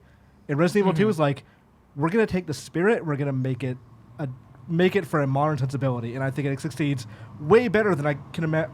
Honestly, it might be the best remake this decade for sure. I'm with that. Shadow of the Colossus, I think, would be up there as well. But I think that this does more to make it a different. Oh, whoa! Gotta love when that works. Wow. Resident Evil in the background. Was it? Shadow of the Colossus. Oh, Shadow. Never Yeah. mind. Don't know video. I was looking at my phone. Yeah, no, I assumed it was. But I feel like Shadow of the Colossus was like slightly enhanced by the remaster, whereas Resident Evil 2, I think, is greatly enhanced. The one thing that I wish that they went a little further with was the part 1, part 2. Kind of stories going on. Yeah, it's weird they didn't. It's I wish that they would have cleaned it up so that if you were to play, Claire first and then going into Leon, I wish that you didn't have to backtrack as much or do the same things as much. I wish that they would have added it so that it felt more like, oh, you're retreading the same steps that I already did. I feel like they did 60%, but they should have won 100. I kind of wonder if they like changed plans at some point because when I talked to them at E3, they're like, okay, we're not having separate campaigns. It's one story. And I don't that's know- why I don't know if I that's what they think meant, I think or, that like- this was them trying to hold on to like, there's some things that the faithful are going to be really upset if we change, and I think that's one thing that they caved on that I wish they didn't. Yeah. So wait, just to recap: 5 for Greg on Greg's list. Resident Evil 2. It's on Tim's list It somewhere. is on my Yeah. list. Anybody else? It's on my list also. On your list? Not on mine. Not on anyone's. Number 5 for me as well. Yeah. Right there with you, That's where Greg. you are, man. Yeah, like I had a lot of the same feedback on why it made 5.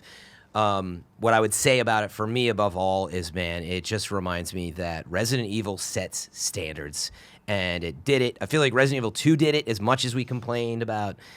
It's just how weird it was back then. It still was amazing, and then they pushed that farther on GameCube. But Resident Evil 4 was the one for me that stood out. Like that was just like, holy God! Like they just amped up the adrenaline in this game in a way that other people followed, I think, in action games and survival games. And then here they come back and they fix all the things you guys talked about. And I feel like we're looking at a game again that it chapterizes or it makes it episodic, almost, and gets you excited for this. Like we've talked about it, like I could do with like 10 of these, just put, stuff in this engine with this amount of beauty.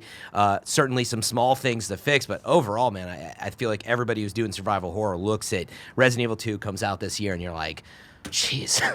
Well, we've got some catching up to do, and it reminded me just how freaking good they are when they've got everything firing. So We got 3 coming out. I know, Yeah. right? And 3 here months we are. soon. What? Isn't that it? That's exactly all we want, and I hope they make some small improvements too on top of it. Capcom was a company that was like lost like 3 or 4 Yeah. years ago. That I was Yep. like, Yep. they're not the same company they used to be, and that's disappointing as a Capcom fan. And now they're putting out multiple Game of the Year Monster candidates Hunter a World, year. Devil May Cry 5, Resident Evil 2, Resident Evil Capcom's 7. on fire right now. Yeah. Nuts.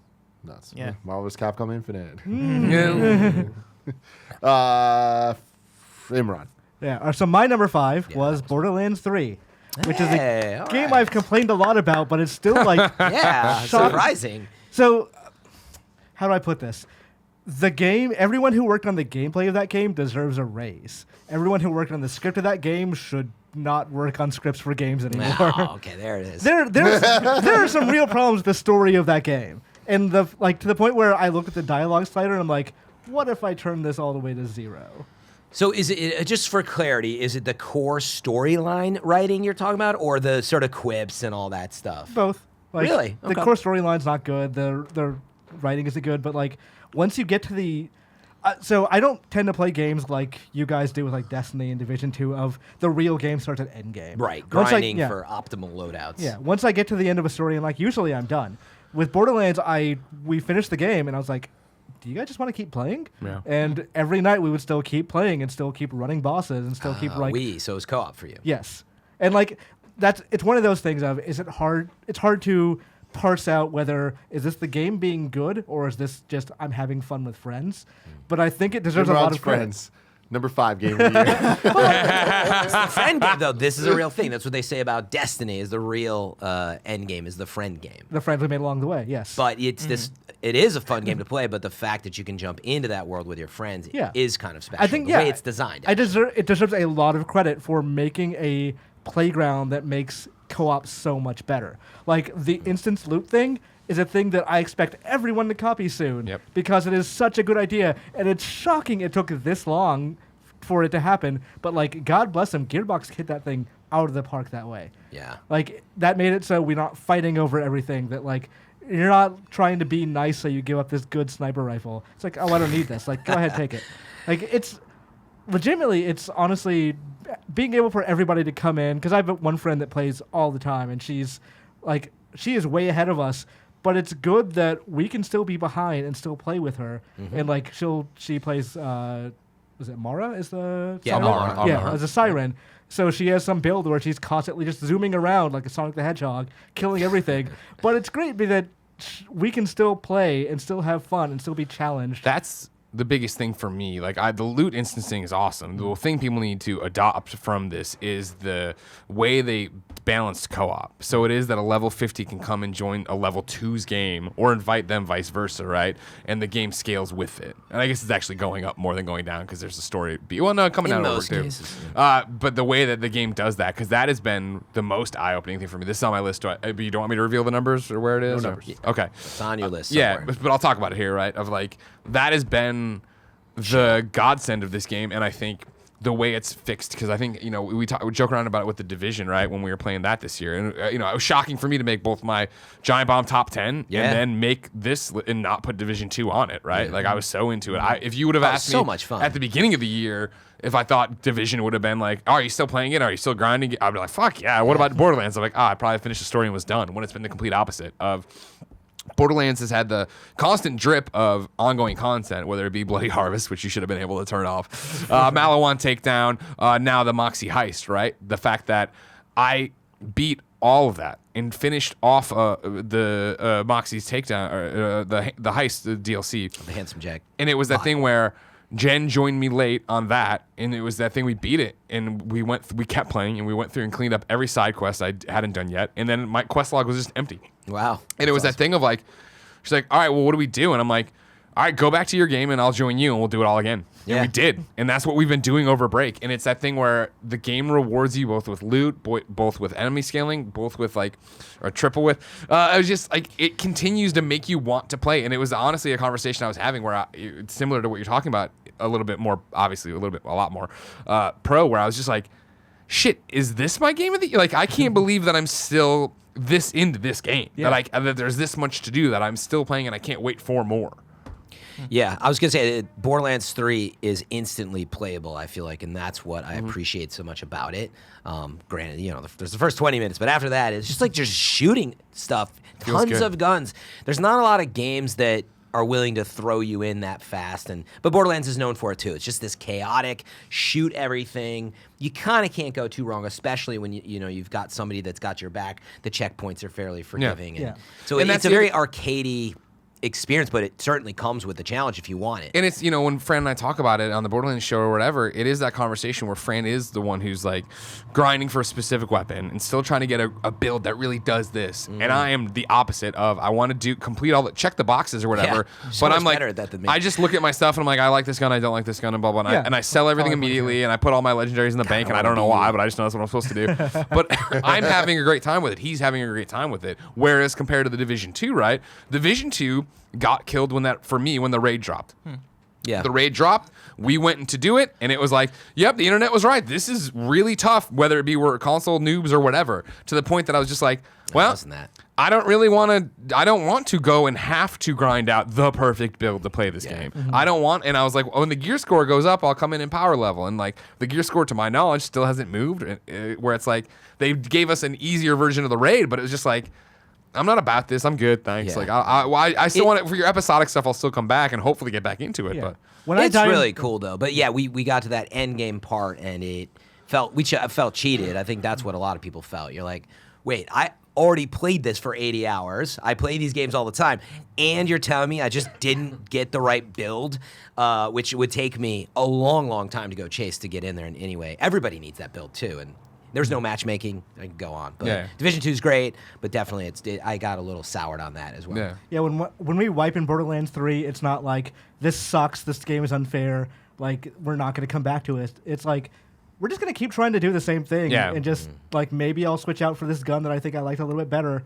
Or maybe, like, they're robots, so why don't we try this element this time? Right. It's like, it's not high-level Explosive. strategy. It's a little, like, small tweaks, Yep. but it's still, like, the game still functions, or it still feels fun no matter what you do. Yeah, it's available. It's not you. By the way, try Malawan Takedown Mayhem 4, and you'll change your tune. Yeah, But you don't have to. Yeah, Mayhem 3. I mean, the Yeah, group or I even was 3 with. is tough. The group I was with, we had done all. Right. They were helping me grind out the trophies, and then it was like, all right, cool. Now let's go do this. And after I got my platinum, we went and it was that thing of like getting to the final boss. Well, after getting smashed a few times, getting to the final boss, and then it was die.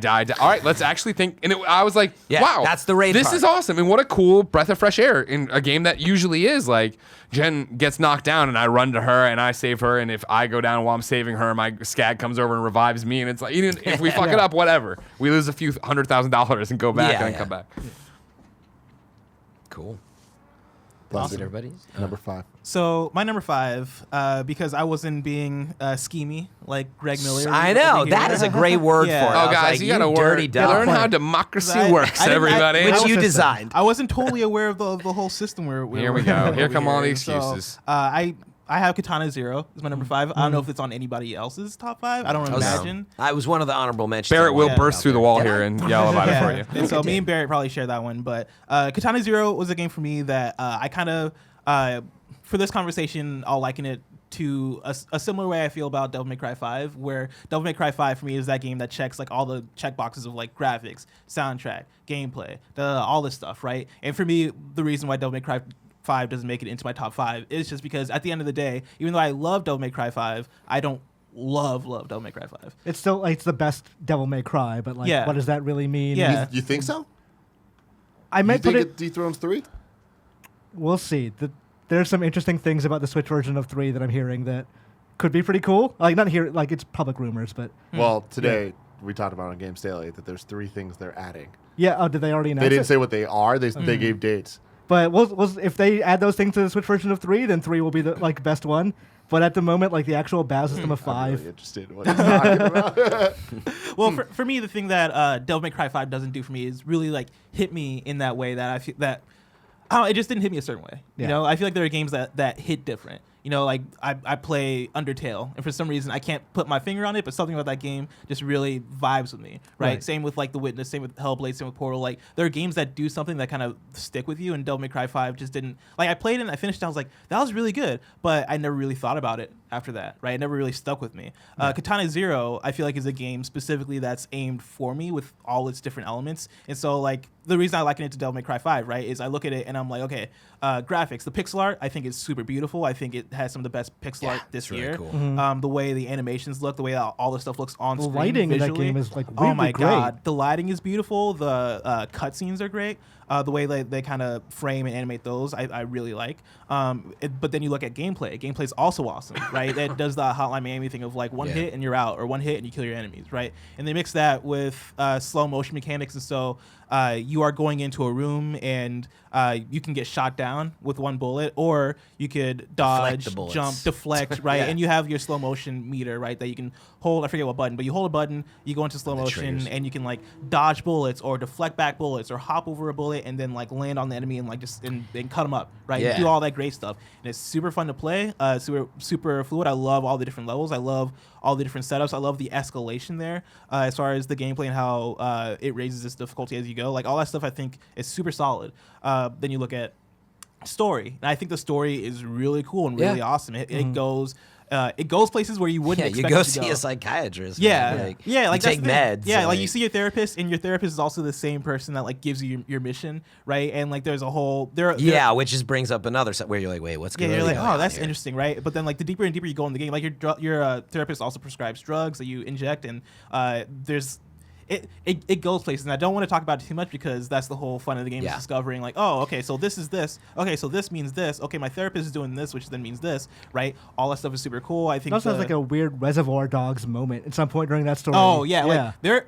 It goes weird places in a way that for me as a Metal Gear Solid fan, I really like, because it goes. I feel like it does the thing of getting really really convoluted, but in a way that I enjoyed following. I enjoyed trying to like a knot and figuring out like, okay, what is going on here? What's the real thing? Okay, this person is actually this person. Okay, I'd like trying to unravel all that stuff and figure out what's going on. I thought it was super fun in the story, and the story does a pretty good job towards the end of being so convoluted that it kind of works against it, but works for it at the same time. It depends on kind of what you're into. Yeah, and so for me, I'm into that. And I so like works that for it me. like gave you choices that don't disrupt the narrative, but let you like the first mission where you get to walk into the hotel.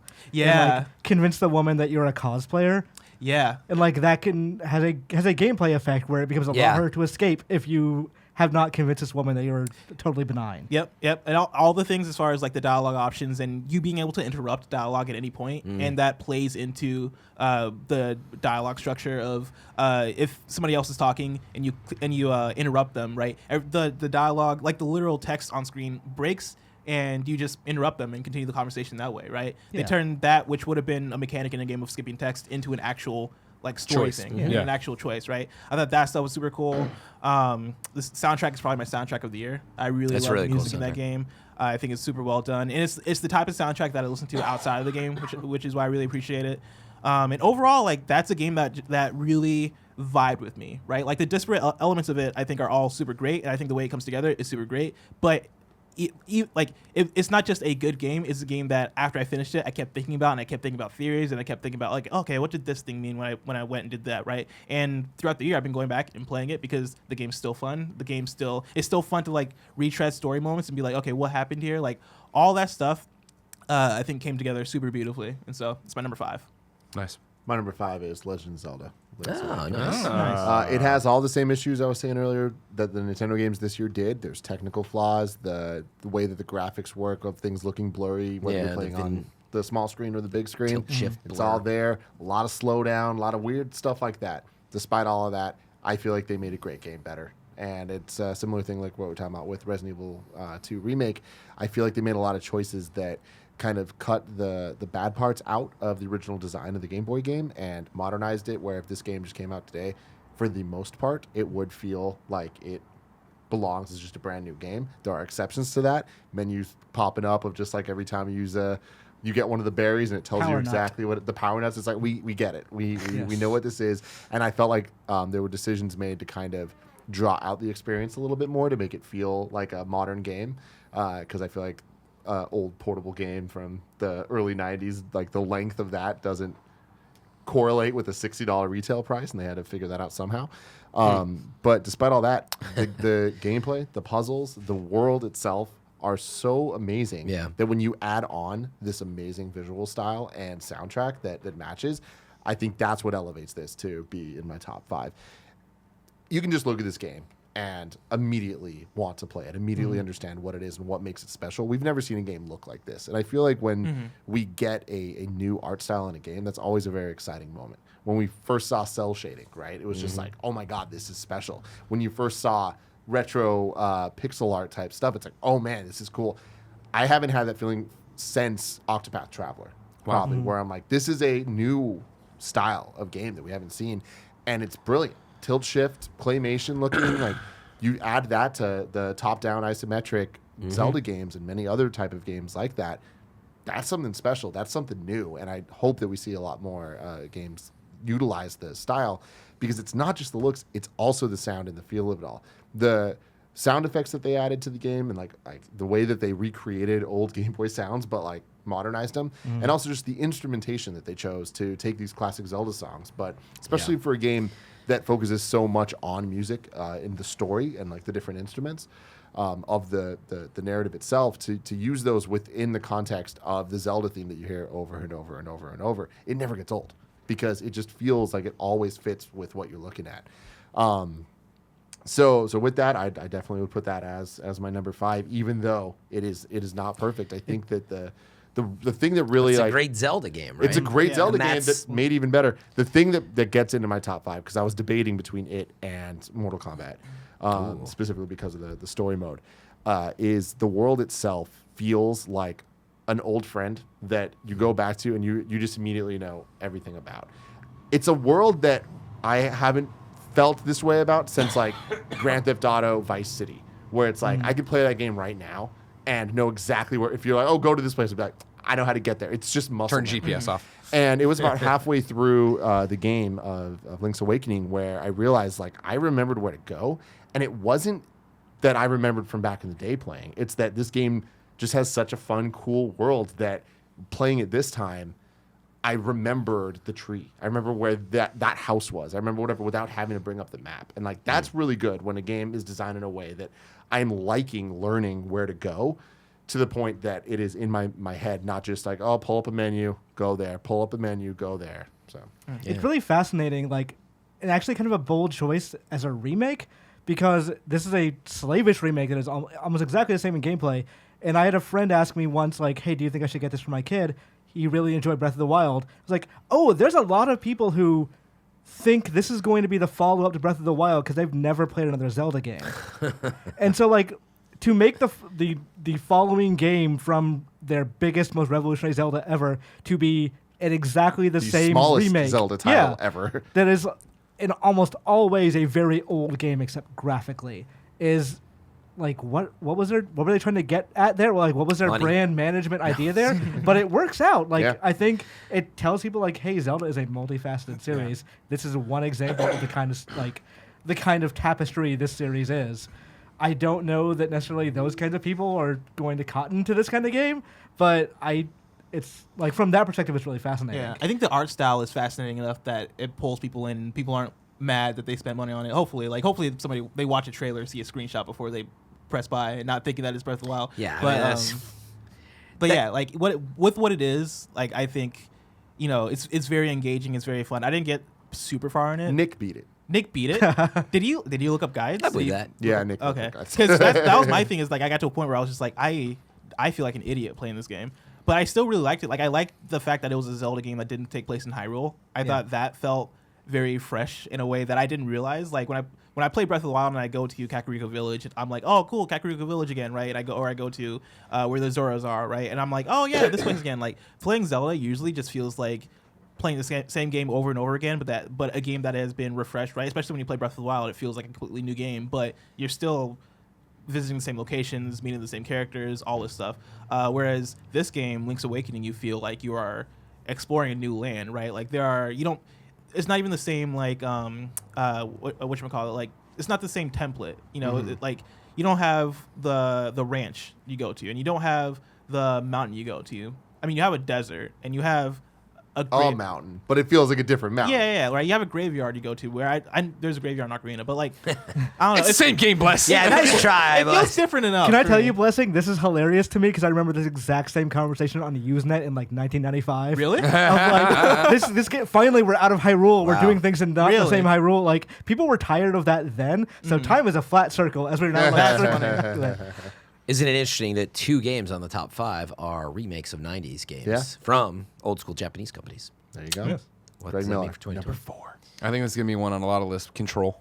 I'm not alone on this my one, I list. assume, right? Yeah, it's on my list. As Yeah, well. there you go. Okay, so I mean, what do you need to know about Control? It's awesome.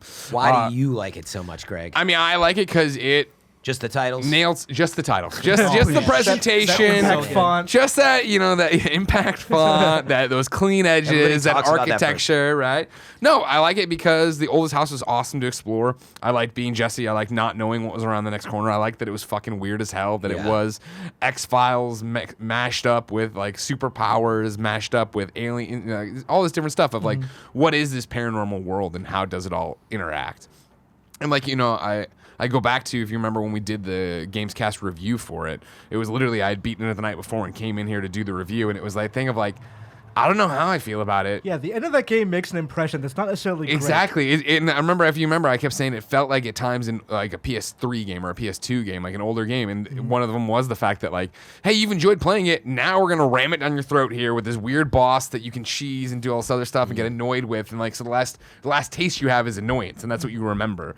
But like I said, I think on the Gamescast after that, it was that I went home that weekend and I wanted to play more Control, and I did play more Control, and it's still I joked around about it like it was on my holiday. Let's platinum this game. Let's do it.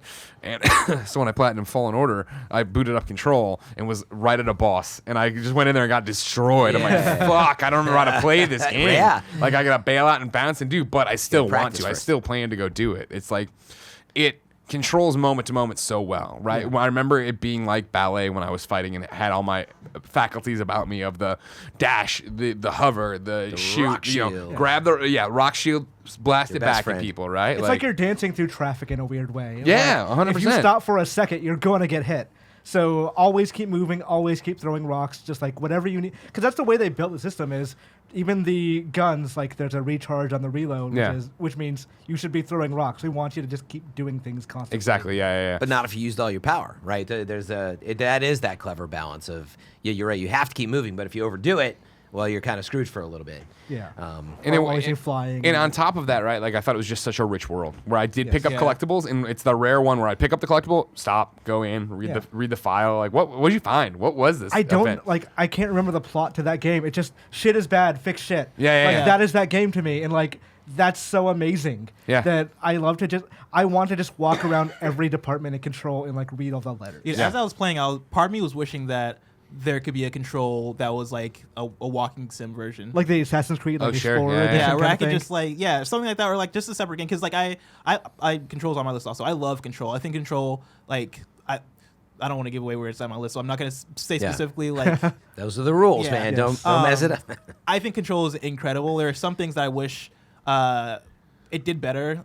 Being that I think the way that it tackles action game, like being an action game, and the way it tackles combat and all that stuff, I think is great. I think the story and the way it tackles world and the way it tackles collectibles and all that stuff, I think is expertly done. I think the way that some of that stuff melds sometimes can be kind of one element can be distracting from the other. Like it is. There's so much littered in the world, and so much of it is, hey, stop and read this. Stop and read like this text or this document and go through all this stuff, right? I'll give you a really good example. There's an incinerator that like you have a mini game to just, or not mini game, but a burn side stuff. quest to like burn some stuff. Throw shit into And there's it. like a Oh, tape, yeah, there's a tape recorder that like basically tells a story of, hey, this incinerator may be alive and it may be talking to people. God, I but love like, that Oh, see, I stuff. didn't you read can't that. do the quest and listen to that at the same time. You have to Yeah. stand next to it. I'm like, why did you guys make it And this way? that's the thing that frustrates me so much. Well, like, that's the thing that frustrated me so much while playing the game is that there was so much cool stuff scattered all around, and so much of it you had to like stop and read. But like the thing that I loved about the game, like that was one of the things I loved about the game was like all that cool scattered around stuff. Yeah. But at the same time, stopping and reading it felt annoying when I just wanted to get into the action. Yeah. Right, I just wanted to fight things. And so while I was playing it, I was like, man, if this could be a walking sim, this could be really dope if I just walked around and read all these different stories about the facility. Yes. Or if there was like a controlled side game that was just that, I'd be super into it. But even so, like the levitation stuff, the combat stuff, I thought was really fun. I thought they did such a great job with that. And yeah, overall, like I think the game is creatively just incredible. It had a great build to it. You know what I Yeah. mean? Like, you know, when you get to chasing down the janitor, right? And then it starts to get really weird. And then to go to the ashtray maze and like fucking Oh, really. yeah. Literally, that was so one of the. I think. She puts in the Walkman headphones. I was going to like, say, I think it's the only time in Tim and I's friendship, tenured friendship, where as soon as it ended, I hit the share button and saved a clip and brought it to show him. Yeah. I'm like, I know you're not going to play this game deep enough, but when she's like, all right, let's do it, get and hype. puts on the headphones, and I was like, fuck, Yeah. this is awesome. Like there are parts of that game that are so well. I was talking on Twitter the other day. Like it's so good that they don't make every altered item like this world-ending. Yeah, thing. you were talking about this. Yeah. It's like some of them they do contain eldritch gods inside them, and some of them are just like this lamp or this balloon doesn't run out of helium. We don't know why.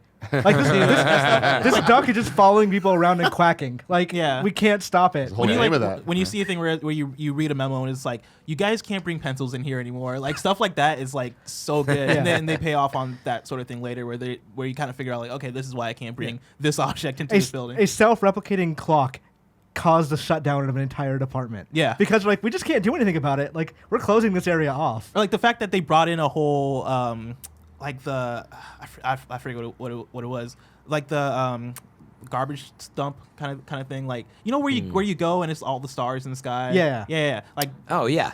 Yeah. Like the Black Rock repository. That's yeah, it. yeah. I think if I remember correctly, the story is very kind of weird, but I think they brought that in from like a different location and they brought it into the facility so they could study it. Is that how that worked? I think so. You remember? Yeah. Sounds Yeah. right. Yeah. But like, there's even like small things of like when you're learning about Jesse's backstory, and like they kind of subtly talk about how one of the friends just became like a melting dog, and like it's stuff like really that. Like cool. they never don't make it explicit, but it's really interesting to find out about this sort of stuff. And I'm really curious. Well, like I know the DLC is coming down the line soon, and like there's that Alan Wake thing March too. 26th. And I'm like, I really want to know what they're gonna do with all that. Because like when I found the Alan Wake note, I was like, fuck, this is really interesting. What is this leading to? It didn't lead to Yeah. anything at the time. And I love how they dress everything in office culture too. Yes. It's really good. Yeah. Yeah, it's like it's bureaucratic, which is like what actually makes it the most interesting thing in the world. Yeah. That it's so fucking boring. to them. Exactly. It's this mundane office doing the extraordinary, like right? one of Yeah. the side quests, like the fridge duty side quest, where you're just like doing your thing and you come across a dude that's just stuck in a room and you're like, what are you doing in there? He's like, oh, thank God you came by. I'm tasked with staring at this fridge and can't nobody's not come look at through it. to relieve me. He's and, dying. and he's like, can you please like talk to my supervisor? I need somebody to come and relieve me. And that side quest leads to a very crazy moment, which was like the first moment in that game that I had where I was like, this just led to like a whole just world altering Yes. kind of thing. That Like, was the first moment. yeah, it felt late. Yeah. It because- is late, but Yeah. its game is so crazy from the get go. I Yeah. thought, but that part is pretty That wild. was the part where like it showed his cards the most of like, oh, I didn't know this would happen from this thing. I love that one letter that was like, there seems to be something wrong with this plane. And so the guy's like, do you know how many parts are in a plane? Have you ever disassembled a plane? Because Oh, I yeah. fucking do. Yeah. Wow, that's Sounds really like good. someone I know. Imran, what's your number 4? My number 4 is Sekiro, Shadows Die Twice. I think Also on my list. it's a fan-fucking-tastic game that is a little weak around the edges, but the parts that they focused on, the battle system is probably one of the best battle systems in an action game, in a 3D action game that I think I've ever seen. Unreal good. Because if you try to play that game like Dark Souls, you are probably going to have a very, very rough time trying to play it. Like it's, trying to get in there, take your swing back off. It's like, oh, wait, this guy, I took my swing, but this guy is healing it while I'm waiting. So you have to go in there incredibly aggressively. And the game doesn't do a great job initially of teaching you how to do that because the, taking it like Dark Souls thing does kind of work out occasionally. So as you start playing through more and more, it's like, okay, this is like it is like climbing a ladder, and at some point just a hatch slams down on you. Like, get better. And that fight, it's the Genjiro boss fight, which actually might be too fucking difficult. Like, in terms of balance, that game might just be too hard. Genichiro? Yes. I don't think so, actually, but it's because of what you're talking about. Dark Souls players had hard time because they had trouble adapting. Yes. I actually didn't play all those, and dude, it clicked, and actually I just had I was lucky. It took me like 7 or 8 tries. So Charles Fran's bitch. Genichiro. I don't know why. The game is very hard, by the way. Yes. What was that? Concharo? Is that his name? Genichiro. Genichiro. Yes. Yeah. But He's like Fran. that boss fight in He particular, is. that took me like honestly, I probably spent like 4 or 5 hours just doing that fight. Yeah. Because it was like, learn this first phase. Okay. Learn this second phase. I'm doing fine. By the way, there's a third phase. Then there's that third phase, which is the part that I think is excessive. Because it's like, there is a mechanic to that they've only literally told you about in text right before that. And you cannot. Okay, fuck Man, you. Fran, the game is, by the professional way, streamer, Fran Mirabella. but the use joke- the Epic Game Code, Fran Mirabella. No. The joke here, the game is so tough, and I guarantee you, he slays certain enemies way better than I do. It happened to click with me on that one. I got lucky. But then, like, once you get past that, like, you start learning what the game wants from you. And it's like, Demands from you. basically, yeah, it just fucking demands from you. And there is a part of that game where the story. Okay, so I am going to spoil a Sekiro thing here. I'm sorry, I can't. Can't you avoid just it. reference it for those who know what it is? But they don't know what it is, and I want to tell them about it. Yeah, all right. There is a part in that game where you're fighting an ape. And it's like, okay, this is just a weird ape. He has a sword stuck in Ape his out crossover. He has like a sword stuck in it, but like this ape is guarding something, so you have to get past him. You kill him. You take the sword out of his neck and like slice off his head. The enemy Head's lying on the defeated- ground in front of you. The enemy defeated thing comes up. You're like, "Oh." I hit the screen cap. I'm like, finally, thank fucking God. Die, the you dirty controller ape. is out of my hands. Without, Yeah, you do that in this game where you sit back, you're like, oh my God. Yes, because you're exhausted. You are. The ape stands up headless, grabs the sword that was in his neck, and starts slashing you with it. And then a second Blindly boss reaches fight for it. starts happening. And like, He's spewing blood out of his neck. it's like, holy shit, this is the most amazing fucking moment. But also, holy shit, I thought I was done. This is a hard boss fight. And it starts telling you a bit more about the world that way. It never says, hey, things are, like, corpses are coming up. This is a problem. It kind of hints at that towards the, like, beginning of the game. But, like, then it starts telling you there's a parasite in the world that is causing these issues. And that, like, you never even think about the name up until then. They die a ton. That's apparently. fair. I didn't even think about that either. But like, it's this incredible moment that starts like shaping what, because it's no longer just this is a Japanese samurai story. This is a Japanese folktale now. Yeah. That is like essentially leads you up into the upper echelons of heaven where this game is going to end. And it's like that's what these things are about now. And that moment is probably like one of the best moments, not only of the year, but of the generation for me.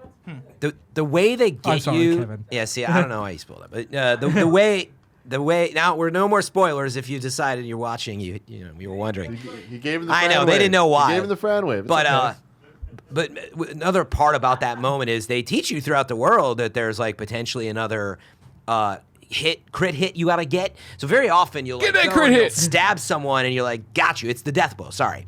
You do the death blow, but guess sometimes they have extra death blows, and you do the same thing where you're like, "Gah," you're like, yeah, and then all of a sudden there's another red dot. You're like, whoa, and you grab the controller, and you're used to that. This one does it. It's crazy the amount of time they put between. When you killed it. Of course you did. They do everything to mislead you because it's a game that's known for baiting you into these Your moments. expectations. So anyway, that's one of the many moments in this game, and I'll have more to say about it Yeah, later. 'Cause like it's higher on spoiling the that list. one moment, honestly, there's so many more. And it's worth mentioning. There's so much more, but I will talk about it more later. What I will say is the honed edge that this game has. Oh, samurai. When I think of a movie poster of just two samurais connecting weapons close up, and that feeling that you imagine that they have, that this game delivers on it. When you say it's like one of the absolute best combat games, you're right. It feels like a rhythm game, but it's yeah. Almost no other game has this feel of like somebody's coming at you and you time it and you swoop and you lock together with your weapons, and that feeling even before you're striking again and the repeat, like that tension that you feel it's amazing. That's why I like many of my most favorite games have that magic touch in the gameplay. I always use Mario as one of the best examples. Is when Mario 64 came out, we probably underappreciated when he turns around and just the way the friction is. Yeah. And all the Marios before did that, actually. The coding that goes into how you turn around and slide, and of course the jumps that are beyond it, but it's hard to do that. Sekiro has it. Control, that's why I like that game so much. Also on my list, but the way they feel and certainly the smell of the game. Yeah. But, Like the Mario is an interesting mention because like the reason Super Mario Maker works is because whatever you see in Mario, you know exactly how that's going to act and how Mario will react around it because you're so used to those kind of physics. Yeah. Like maybe it's not exactly the same, but like you know exactly what you're gonna do with those controls. For every second of Sekiro, by the time you get to the end of that game, it has become such an intense part of your hands that like the game basically comes down to muscle memory and reaction. And even someone is like, as I'm getting older, those things start getting worse. But like, as I'm seeing like the 2 frames of a blade, I know what's about to happen. Yeah. And I'm able to react to it in time. It's and incredible. It is a rush that like, honestly, Yeah, we few talk about like games. Devil May Cry 5 as like a combat game. I think Sekiro is a actually better combat system. Oh yeah, like just again different strokes, like meaning they're different different styles. kinds of games. Stylish action. Yeah, games. very like- different, but the it to me feeling, any day. Yeah. absolutely is Devil May hard Cry to is like contend. how can you get or how fast and stylishly can you destroy this enemy? Sekiro is like how can you basically fend off death long enough to kill them? And going from that was the thing. I love Fallen Order. Going back to it right after Sekiro. Yeah. Of the feeling of connection. I was just like, oh my god, it's a world apart. I thought I was like, well, I see the inspiration. It's pretty good, Fallen Order. But then I think we're going gonna get back into to that back, later. I was like, Sekiro's another world, man. Yeah. Fran, what's your number 4? Death Stranding. That was a game I struggled with, actually, of how high do I want to place it, actually. I have very high regard for the game. It just confused me almost, actually, of playing it and being like, this is so weird. But I love the terrain. The terrain simulation, I think I brought it up before. The smell of that world is incredible. Just the feeling of the smell of the game. Man. You haven't heard it before. It came up with Red Dead. It's the atmospheric effect. I've never defined it, by the way. It is the atmospheric effect you get by looking at a game and feeling like you live in that world. You smell the Yeah. moss. And get you it, do. though. The Like weird it- Scandinavian lighting- America that they've got going. The what? The weird Scandinavian America. Yeah, it's something like that. But I feel like isn't that even I'm mad that I'm enabling this, but I feel like even when you, You'll come around. You'll be using it before but like you know. when you move in the world, right? Like there's a feel to it. a smell. Same with like Red Dead. Same with like other. I feel like similar games that you can kind of place yourself in. Yeah, I mean it depends, but like when you look at Red Dead, you see just the atmospheric effect of light coming through trees and how real it is, despite the fact it's not pure 4K, beautiful graphics, but it just, man, they nail it. But anyway, what part of it was that. I love the idea of just like trying to get to this top of this mountain. It's such a simple concept. Totally. And you realize early on, I always love games like this. I just want to get to the top of that mountain. It looks so far away, and it's so hard, by the way, in the beginning. You're like, I didn't even try to do anything like that because I was like, I will die. I'm going to lose my cargo. I don't want to do it. The feeling of survival and the terror of like, I've just got to carry this stuff from point A to point B. People talk about it and joke about it as a Amazon Prime delivery game or a FedEx game, and it pisses me off, by the way. It's an I think AMC The Ride game. And by the way, if you said it, it's not a big deal. What? AMC The Ride, the game. Yes, exactly. It's an advertisement for AMC Yes, The Ride. I know. But it actually pisses me off because it undercuts how I think you're undercutting Amazon delivery guys. no. It's not a game about delivering stuff. It's not at all. I mean, It's I'm not about even referencing connections. the story. All right.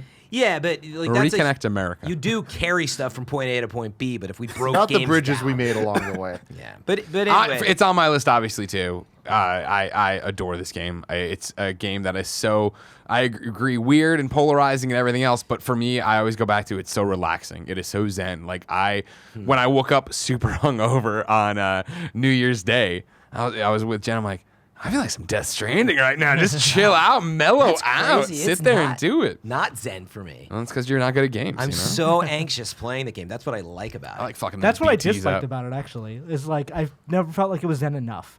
Because I was like, okay, well, I'm walking into BT territory. This suddenly becomes a different game for me now. Yeah. Yeah, I think there's absolutely a bunch of things that I would talk about changing. I'm not going to get into, but dude, the game delivered.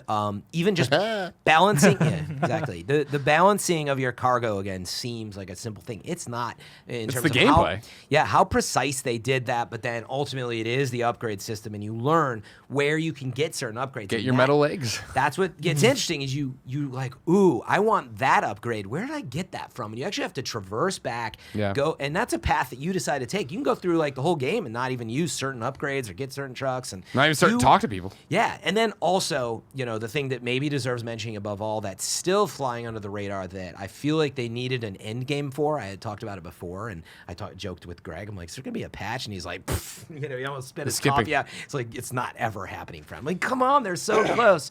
But like in the end game, like I kind of want to deliver more stuff and have them, add more things to the world but the social stranding element. Yes. The multiplayer is probably the most interesting thing about this game. Believe it or not, as silly as the name sounded, and it was easy to harp on. Once I finally understood this like system, and I've talked about this on past shows, past shows where you put up a ladder and you're like, cool, Then I see someone else's ladder, cool. Then somebody likes your ladder, and whoa, wait a second. That completely changed the way I think about how I put a ladder down. The fact that they were able to do something, so that's true. No, totally. You're right. You're right. The wait, ladder smell. Is Greg gonna am I gonna get likes for this? And then the commentary on like where we're at socially with what we do. And we take a moment out of our day to be like, I wonder if the internet will like this. And R.I.P. Captain Dog. there's a lot going on there that actually I really thought about even moving it up higher, but I'm really into a lot of this other gameplay that I have on my list. But man, Death Stranding, I think It would probably be also on my list if I was scheming like Greg. you should have been scheming. You know It what would probably you're would dealing have been my with. number 5, but What's your number 4, Bless? my number 4 is, that's a good question. I believe, let me unlock my phone and look at it real quick. Resident Evil 2. Hey. Yeah, I love that game. We've already Believe, talked I about think. it, so I don't have to get super into it. But I think I'm with you that I think it kind of got overlooked a bit because it was a remake. But if this is like a brand new game, which I feel like it should very well be treated like a brand new game, I think we would see it win more awards maybe. But absolutely love the game. I think the graphics are amazing. I think the design of the world, of course, like I've not played the original Resident Evil 2, so I don't know how much of it is similar as far as like the puzzle solving and all that stuff. I can't imagine it's Oh, that's actually awesome. I think that's really interesting. Mm-hmm. Have you played Resident Evils before of this type, like 3 or not really? Tried okay playing if you didn't. 4, but I tried playing it like I guess too late because it just didn't feel like it aged super well. I feel like it holds up, but like probably It's a different type of game. Yeah. but It does. is different type. So yeah, what did you Yeah. think about the whole how the items work and the map? I mean, for and- me, it was one of those things where I was like, "Oh, okay, I get it. I get why people look back at Resident Evil and are like, oh yeah, Resident Evil 4, one of the greatest games of all time. Resident Evil 2, I feel like I understand why people make those proclamations now. Because like playing through this game, I thought the design was incredible. I thought the fear was there. I really enjoyed the combat. I really enjoyed all the elements of this game. I thought it worked super well. how's it smell? Pretty nasty. Pretty gross. It smells No, horrible. real talk, Rotting the smell of flesh. RE2 is fantastic. Oh, it's Oh, I yeah. feel like that is Yeah. probably its It's greatest amazing. feat is Yeah. that it nails that the aesthetic and the world. Raccoon City, He's on baby. board the smell for 2020. Smells My like- number 4 is Gears 5. Hey. I'm really happy to hear that. I cannot believe that a Game Pass game that like I look at as free is as high quality as this. And Yeah. I know that it's not free. I know that you pay for Game Pass, but it is to me the example of why Xbox has such a leg up going into next gen. They are investing in this platform, and they are investing in not just games like Cuphead that I love so much, but in these giant AAA first-party titles that are building giant worlds and continuing these giant franchises in a way that doesn't feel second tier. Doesn't feel like, well, we just got to put something out because we need to. This feels like a rival to an Uncharted game. I don't think it goes quite as far as I personally would have liked it to, and on the narrative side of making the campaign feel like something that I need to recommend to everyone to play. But from beginning to end, I had a blast with the story. I thought that the story was fun and awesome, and the characters were great. I cared, and I don't care about Gears. Yeah. I haven't played all of them. I don't think I've ever beat a Gears until this one. Which is super weird because like Gears 4 was the opposite of that. Gears 4 was, hey, we're just doing Gears again. This is a new generation, but literally we're bringing Marcus back. We're like mostly the same group. The characters who are new are basically the same as the old group. This game feels a lot more unafraid of willing to go like, hey, we want to explore Kate's story. We want to explore what this war is doing to people and not just the people, like the combatants inside it. And I think it did a great job of setting up the past of just like, hey, here's the world of Gears. Here are the characters you need to know. Here's how they're related. Go.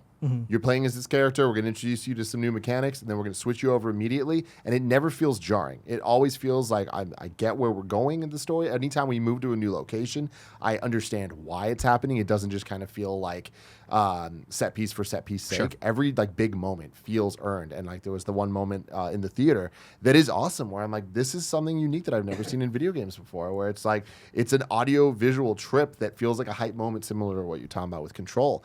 And that's why I play video games, is these things that I'm not expecting. You're playing a shooting game. You're just like kind of going through the paces of like, all right, monster closet, move on, cutscene, move on, whatever it is, maybe a little vehicle section. Getting to that, it's like, oh, this is special. This isn't just a copy and paste shooter That's so action tight, game, man. right? And it's so tight. It's beautiful. Yeah, it's crazy good. And I love that Especially there's on moments PC. where it just slows down and it does the thing that I know some people hate. I love.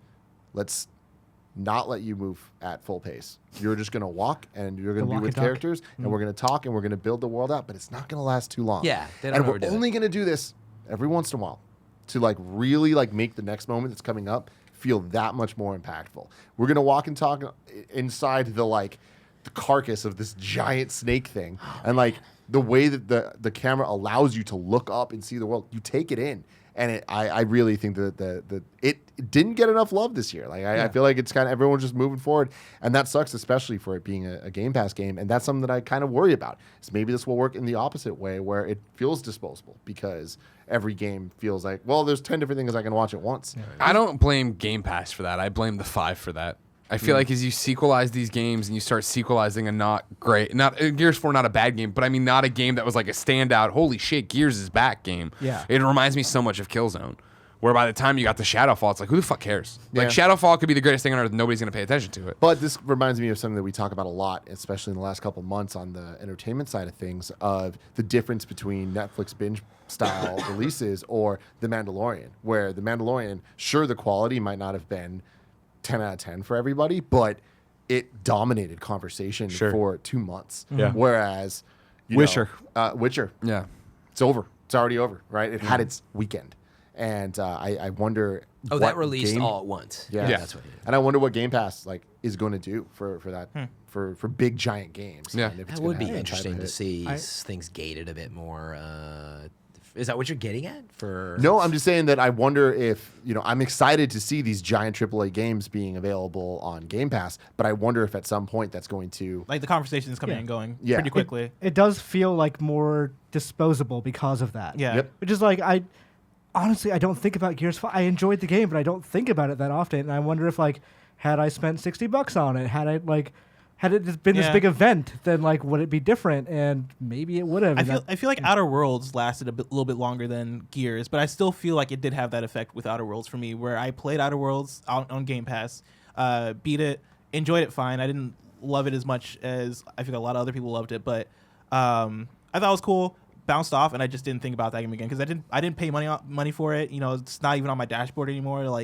It's a game that I feel like we all kind of played together at the same time for the same week, and then we didn't really think about it until award season came through, and then we talked about it again. But I feel like at this point, it's kind of come and gone. I think it's more the games. I mean, I get that there's some influence, but pick one of your like. If Control was a Game Pass game, would you be saying that about? I don't know. I tried. We'll see. I think that Would we like do let's that? look at it. Like that seems odd to me. I mean, 2 years from now, Yeah. I think we'll really know. Like going into next gen and really when seeing what Game Pass is when we have Halo Infinite on it. right. Like what will that have looked Yeah. like a year in? Culturally, we're still figuring that sort of thing out. Yeah. And it's still new, so I don't know how we're going to react to it. And I think counter to this point, Outer Wilds is on Game Pass, and I feel like the conversation around Outer Wilds has lasted the whole year. And that might be the opposite thing of Yeah. it being a low-key game, people discovering it, and it being easily accessible so that people can jump into it easily throughout the year. Might have actually let that game last longer as opposed to a AAA game where everybody knows what Gears is, everybody knows what Outer Worlds is, everybody plays it at the same time. Everybody's like, okay, cool, I liked it, or I didn't like it, or I thought it was amazing, or I thought it was all right. Like people form their opinion after they play it and then kind of bounce off of it, as opposed to Outer Wilds, or like Honestly, Outer Worlds too. Like yeah. games like Game Pass is kind of making those two kinds of games meet in the middle. So it's like elevating games like Outer Wilds, but also like a little diminishing to games like Gears of War 5 or Gears 5. I don't know if that's the problem. It's so weird to hear to me, but I mean, yeah, we'll see how We'll it see. all Oh, plays it's out. too Anyway, easy to play. we got I didn't The like opposite it. side of Let's it. see what happens with it's Halo on my, Infinite. Yeah. It's on my list because it's on Game Pass and because it is, I think, such an important move for Microsoft to make. Yeah. All I wanted to say very shortly was I thought the exact same thing. The Gears 5, I think, and the many years of marketing and like it It's that needed that full on. Like frankly, the first thing I thought of was like, man, if it almost just launched this year, as a full next gen title, but was called Gears something, I think it would have gotten a lot more attention. It's that thing Paid where a ton of money for it. They're gonna I've keep their name. gotten excited for Gears before and then turned it on and be like, oh, it's more Gears. You know what I mean? So that's just where I am. I'm not a Gears guy. So Gears 5, I've heard great things. I in xCloud, I jumped in and did it. I was like, oh man, first off, xCloud's working really well, and secondly, like this seems cool. But it's just like that. I totally forgot about it when I got home for the games I need to play. I was thinking like, oh yeah, Gears 5, I need to jump into. Yeah. Greg, number 3. Number three. Well, now it starts moving, Now it's right? gonna move Mine's fast. Death Stranding. It's everything we've just talked about. It's got a great smell to it, as Fran says. I love it. I think it's relaxing. I think it's zen. I can't wait to get back to more of it. Like, it's a cool, weird game. Did you ever go back like a month or two after you beat it? No. Okay. That was my plan for break, but then I got caught up in other things. Yeah. I logged in for some likes, Yeah. actually, Likes. and then did a couple things, and yeah, it was a little more zen, coming back that long. How do you guys feel about that game narratively? In terms of what the story was? Yeah, like did you because all the praise we've been giving Death Stranding so far has been about mechanics. I'm just curious, does anyone like unabashedly like the story? I enjoyed where is this fucking going? You know what I mean? I thought the performances were really good. I thought Mads' character was really good. The whole thing, in the beach and all right, I don't want any spoilers. Oh right, Yeah, sorry. no. Great point. Yeah. I enjoyed the ride, but it's definitely now months after beating it, I'm like, you know what I mean? Like, wait, that was what was her name? And she, Her name was probably Bridge or Beach related. Exactly. It was Amelie. It was Exactly. Amelie. She was great. Bridget. Amelie or sounds Mama. like America. Oh man, They bring this up. Sam Porter Bridges. He's a porter for Bridges. That's Even though I right. guess that Plus, is the thing you point. will get there. There is like literally people will say their names and then Everything's say, on the nose. Here's the thing. So far, I like that kind of stuff. I like how stupid it That's is. Kojima, man. One guy says, "I'm Cliff. I'm an obstruction. You're a bridge. You're a bridge around." Like it's Oh, literally man. those kinds of lines.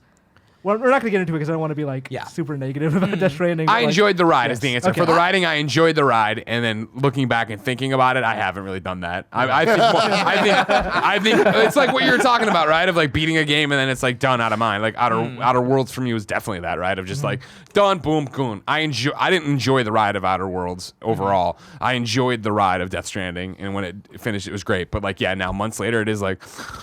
Wait, what was the thing? But I remember the interactions, right? I remember Mads and Norman. Like, I like them.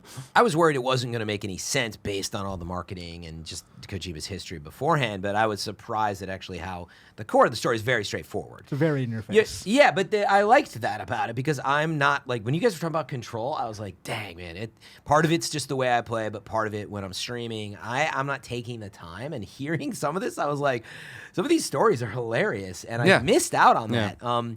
I do think that Death Stranding actually has it's got some, I don't know, there's some deep symbolic stuff in there. And actually, what I liked above all was cinematic references that they put in there. You know, obviously Apocalypse Now with Cliff and stuff like that. But there's some really cool stuff. I really liked Heartman. In the His cinematic whole thing, Yeah, right? there are a couple of characters that I think are good. Yeah, and the performances, like you said, actually are really good. I think it's because it's Kojima, you kind of already, you're like, well, of course these people are in it. But actually, holy crap, look at this cast and the performances.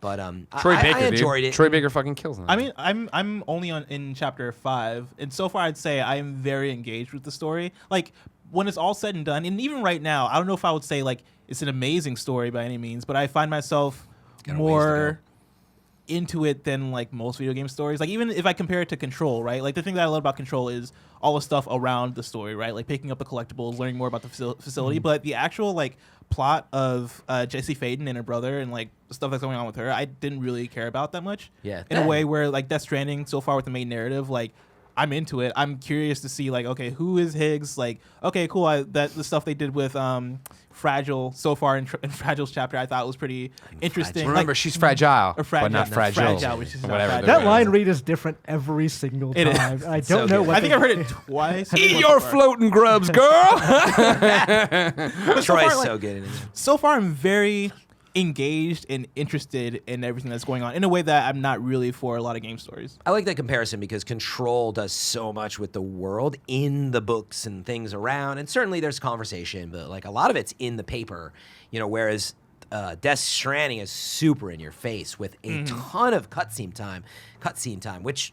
To its credit, Yeah. it's easy, again, to look at it and be like, well, of course, Kojima, but look at Yeah. other games for the year. I don't know how many games have that many performances, cinematic story. So it's pretty cool if you can get into the wild presentation. of the I will story. say, so far in Death Stranding, I've probably seen the worst video game cutscene I've ever seen in my life, and also like probably one of the coolest. Where like as far as the worst one, the whole marriage thing.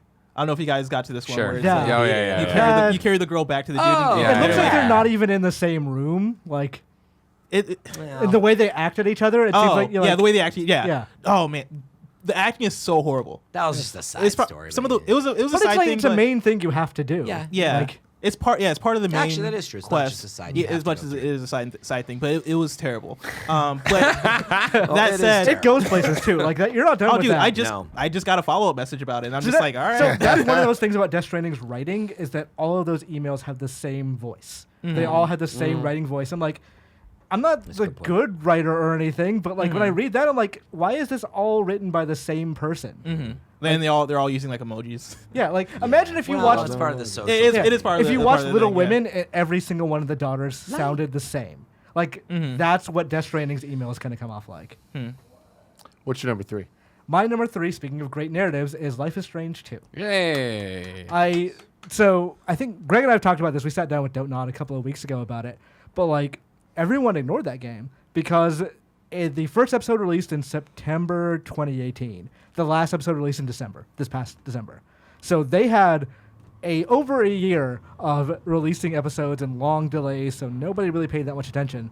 But the actual game surpasses the original Life is Strange in almost every single way. Really? Yes. So the original Life is Strange and Before the Storm, but I'm gonna say the original Life is Strange is probably one of my favorite games this decade. I didn't really like the first episode of Life is Strange 2, but I feel like if I play, judging from what people have said over the course of time, I feel like if I played the rest, I might get way more into it. I think It's a- that, yeah. yeah. Let's go for It's it. a long character arc. Yeah. Like with Life is Strange 1, you have Max, who is a she's a nerdy little girl, but she is like a relatively good person, like a not whiny. You have Chloe for all that like empty Yeah. rebellion bullshit. With Life is Strange 2, you're playing as Chloe basically. Huh. Like you are Okay. the teenager that is raging at the world and has a very good reason to it at some point. But then like it starts giving you more of an arc of you learning and how you're taking care of. Like you play as refresh me on the name, Greg. It's Sean. Daniel and Sean. Daniel and Sean. So you play as Sean, and you're trying to like basically raise your little brother, and how you raise him reflects the way the story plays out in a little way. So it becomes this thing of, do I want to be a good person, or do I want to actually succumb to the rage that the world is justifiable that is justified by the way the world is treating me?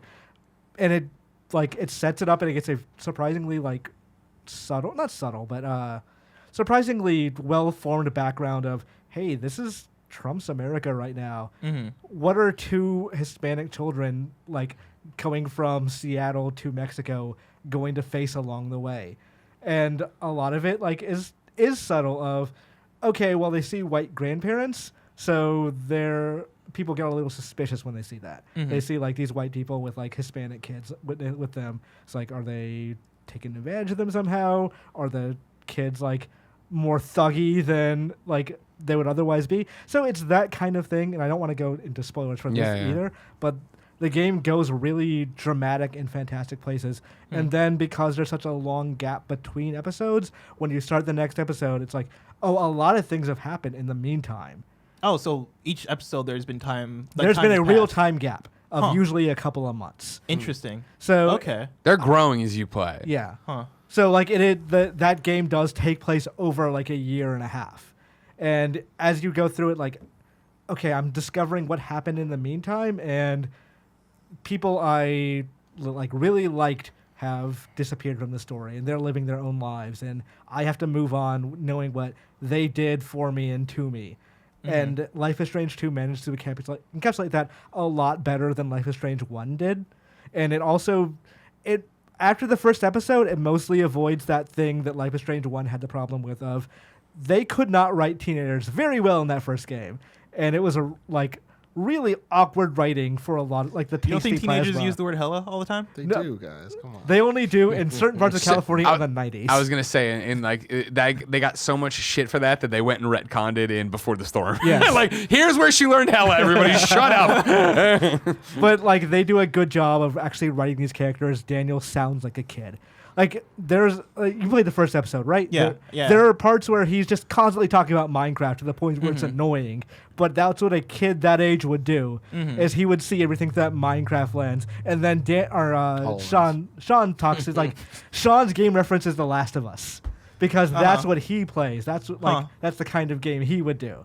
So they managed to like actually work it in a lot better and make those make the Interesting. writing a lot more natural.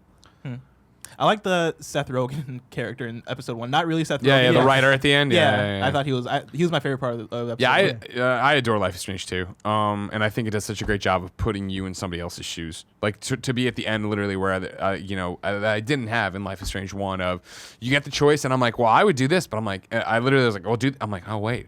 That's what I would do. 37-year-old white Greg Miller. I'd go talk to the cops right away. These guys who have had everything go wrong when they talk to police, maybe they shouldn't. You know what I mean? Yeah. That's the power of it. Fran, number 3.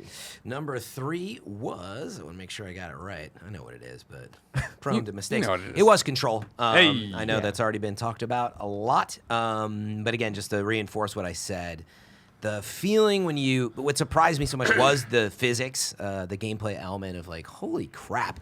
It starts with like unlimited force powers almost. You know, you get to see something in Control that you always watch and you're like, why do they run out of their Jedi force meter? How does that work? You know, I actually I'm think sure it there's an does the explanation, but- Force thing better than Jedi Fallen Order. Some people said that because I think of the unlimited power, you know, Yes. but You feel like a god by the end of that But game. yeah, I'm always watching Star Wars. Why don't you just pick that up and throw it at him? And we were talking. Gary was talking on Twitter. Why don't you just turn the lightsaber off of your mind? And Why there's don't all they sorts of force questions. lift out of the sand pit? But in Control, you start with just learning some first abilities of picking stuff up and throwing it. But just the feeling of that is so well done. This rubber band, feeling your hands moving. There's a distance between the object, and there's all these graphical effects that play into it. It's just gorgeous, and you throw it at the desk, and papers explode everywhere. Just it becomes that, when you played a really cool tech demo for the first time, or they show that at E3, you're like, oh, that's really cool. Like this game does that at a base. Did you play this game with ray tracing on?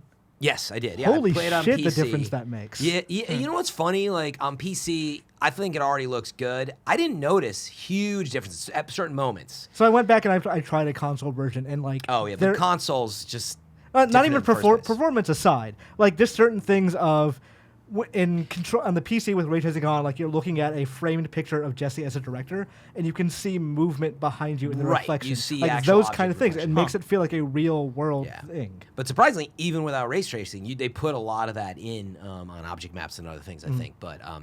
But anyway, it's beautiful. But what I want to say is, I played on PC, and as your powers progress, and the fact they mix in the gunplay, that was the part I didn't get to before, is not only do you have these really cool powers and time dilation and all this stuff, you're able to shoot in between, like you're saying. And I actually played the game on mouse and keyboard, and wow, what a ride.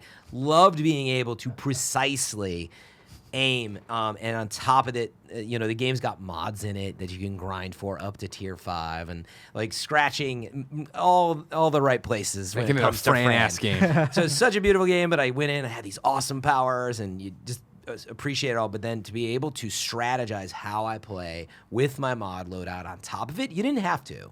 I think that, I don't know if anybody at the table just was like, I don't know, I slotted in some stuff, I didn't worry about it too much. Yeah. I definitely got into like, no, I'm dashing, that's how I play. I'm skipping out on my melee tree. Melees are awesome. I actually never powered it up all the way, but like you have to play up close if you do that and play with different guns. And the fact that it has that on top of all the other stuff was really cool. Bless. And the ashtray maze, duh. Oh my god, yeah. Number 3. My number 3 is Control. Also, yeah. The thing I was gonna say earlier in the episode about where it's at on my list is that Control should probably be my number 1. But I think they're along with what I was kind of saying about the action and the narrative elements kind of clashing for me. There are some things about the game that I feel like kind of keep it from being my number 1, such as how it runs. I played on PS4, on a base PS4, and that game runs terribly. Yeah. Like every time I unpause the game, it takes seconds to like get back to. It does that People on Pro. talk about It does that. that on Really Pro, shame. and it still does. I thought Yeah, that it still does. when we reviewed it, and they were like, "Oh, there's patches coming for improvement." I was like, "Oh, great!" And then it started up this past week and do it, and I was like, "That's still there." Wow. Yeah, and when I was first playing, like it was so bad when I was first playing that I would bring up the map and I just wouldn't be able to see anything. And for like probably like a good couple hours, my first couple hours in the game, I didn't realize there was a map because whenever I'll bring it up, it just wouldn't load in. It would take like maybe like a good 45 seconds to a minute to just like load everything in. And they patched they patched the game to kind of fix that, but still, like when I bring up my map, now it doesn't take like 45 seconds, but it still takes like a couple seconds to kind of pop in and populate, and for me to figure out like where I'm at. And so there was a good amount of the game I played, and I just didn't know like how to navigate or where I was, because like in those first hours I didn't realize like, oh, the map actually works this way. Like the map isn't. I thought it was a different mechanic. Like I thought I had to unlock the map as I go. Really, the map was just black and it was just loading everything in. Whoops.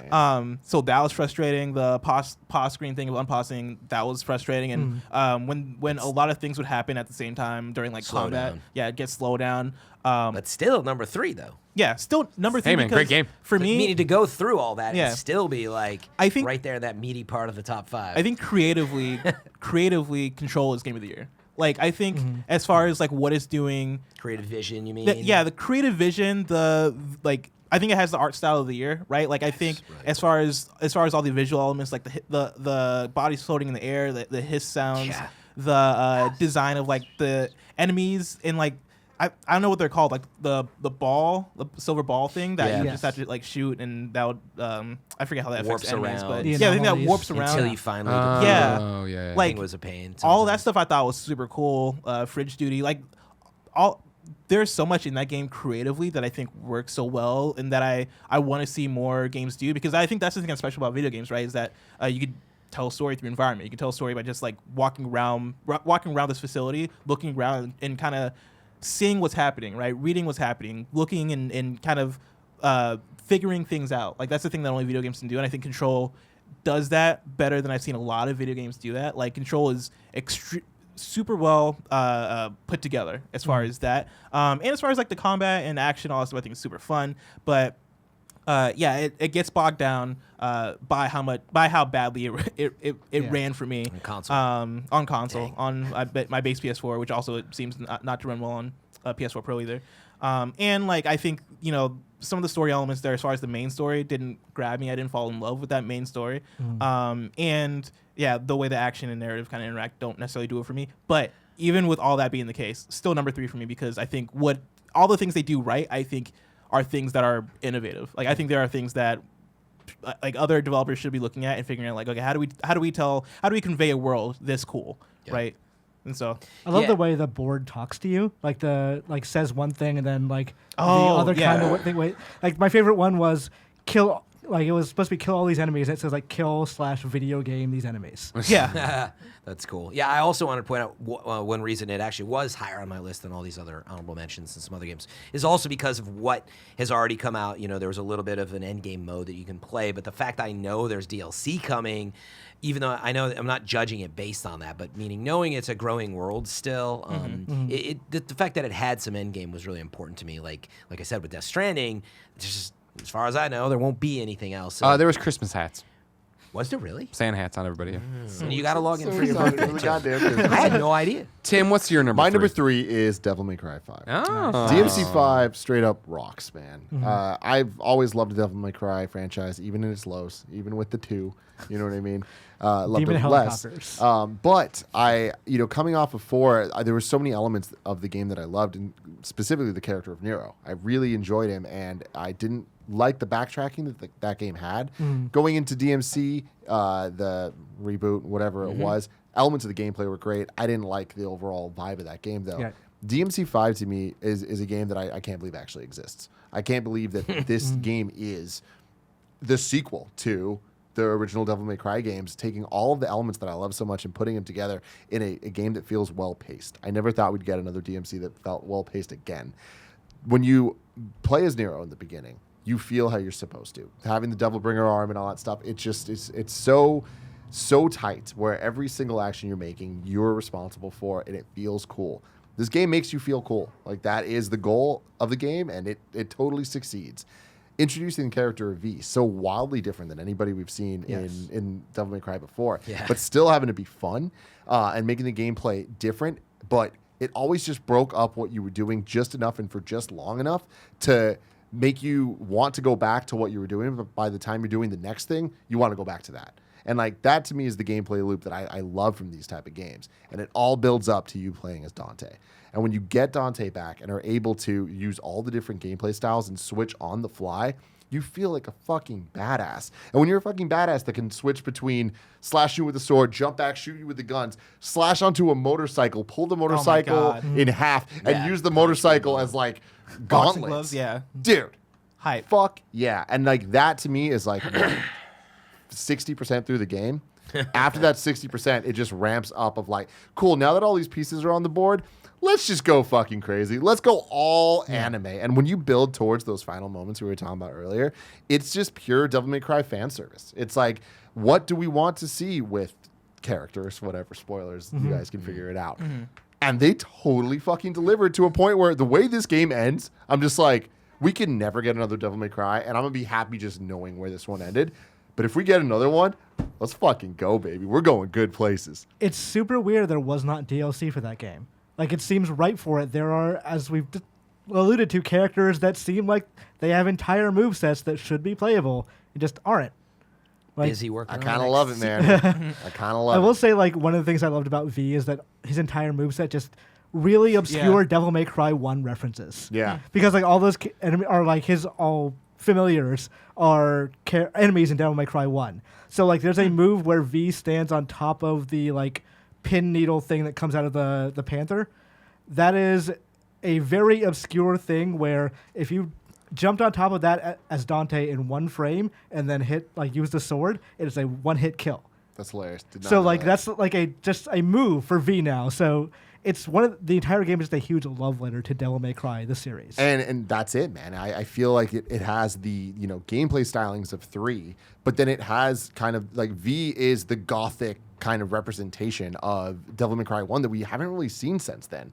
And I feel like they took all the good parts, even though there weren't too many of Devil May Cry 4, and expanded on it entirely. And like they balanced the 3 characters so well, and I feel like that is the most impressive feat that game could have done. This game has no right to be as good as it was, and it sucks that it is as overlooked as it is because it is a stylish character action game, but it's a goddamn good one. It's like it's the kind of game that not everyone's going to spend time getting good at, and that's where it shines. Is when you get really good at that game. Like a lot of character action games suffer because everyone treats them as a one and done thing, versus I kind of treat them like they're a thing you get good at. You play over and over because like for a Bayonetta, for example, the real run of Bayonetta is a second run for me. once I've already gone through everything and I've gotten all the skills and all that stuff. And DMC 5 is kind of the same way where, now that I have, Nero's full set and all Dante's moves and all that stuff, now I can really play around with it. And that's where I think DMC 5 kind of falls flat just a little bit, is the pacing of your first playthrough is so good that the way it's set up of going back and replaying missions, like the fact that characters are like linked to certain missions, I feel kind of is to the detriment because there isn't enough for each character to do. Yeah. And it kind of feels samey over and over. Yeah. Number 2, Greg. We're almost there, huh? Real quick for standings, if you're a listener, you're driving your car for 2.5 hours. Control's in the lead with 8 points, Death Stranding with 5, and then Resident Evil 2 with 4. Right now, my number 2, I'm putting Borderlands. Again, we've talked it to death on a million different Gamescasts, let alone, thank you very much, Kevin, let alone today. Amazing gunplay, a million things to come back for. Even though, I think the writing we've talked about before, and I remember, I think when you were at Blessing were on, probably. When you were on for your Up and Comer week, you talked about like it gets bagged on a lot, but I still laugh at it, right? Yeah. And like this, that, and the other, and it's totally humor and all that other different stuff. I think for as many jokes that I don't care about in that game, there are still ones, it seems every play session for new content that make me laugh out loud, with the notable one from Moxie's Heist. When you kill one of the enemies, one of the new things he goes is, it's something to the effect of, now that I die in this world, I become real. I'm coming for you, Jeremy! And I'm like, that is a Greg Miller joke. That is if I wrote that dialogue. So yeah, Borderlands is my number 2. And at times this break, playing with Jen, I was like, is this my game of the year? Like, I can't get enough of this game, and I'm having such a great time with it. Imran. Can I just say about Borderlands? I feel like it would be a big Me and miss Fran for don't me to talk not about Borderlands. Comment though on the fact, obviously I'm on the Borderlands show. I really love Borderlands. Like, why is it not on my list? And man, like, I'm agreeing with everything you're saying, but I feel like for me, and I don't know how to say this, I feel like it gets a lot of credit because it came back and it delivered in so many ways of what we wanted. But it really is more Borderlands. And that's 100%. fine, but we were deprived of it for so long, and like, to be fair, actually, I barely had ever played it, right? And I knew that I'd always like it, and I really do. But I feel like it gets a lot of credit for coming back and getting so much right. There's a lot to it, though. Being a modern Borderlands. Yeah, I'm not discrediting it. In fact, that's why it was an honorable mention. But as a draw a comparison, like, I love Destiny, man. Like, I've had so many great moments across the year in that game. I could go on and on about why the gameplay is so polished and it's one of the best, shooters out there. And Borderlands is certainly that category. But what I'm finishing off on is just that I super appreciate Borderlands. I think if it were to have made my top 5, it would have taken some bigger swings. The engine needed to be refined more. Like, it's not just that the inventory system didn't work how I wanted it. It was old, and a lot of the pieces are still old. And so, if there's UI is bad. Yeah, if there's a Borderlands 4 out there, I have a feeling that's the one that's going to hopefully finally come in and be like, that will make my top 5. But Borderlands 3 is awesome, but that's why it's not on my list. Number 2. My number 2, we've talked a little bit about it, was Fire Emblem Three Houses. Oh. I fucking Sweet, man. That's awesome. It's a wasted point because no one else is going to do that, but it's... You shouldn't be scheming, Greg. Shame on Greg you. is setting the precedent for welcome to scheming. democracy, everybody. You want to waste your vote? That's on you. It's a 2-party system, everybody. But I just love everything about that game. That soundtrack is one of the best soundtracks of the year, period. Certainly of the series. The characters are so well written. They're so well established. Like, no matter what path you take, you have a good argument from everyone of, like, this is what we should have done.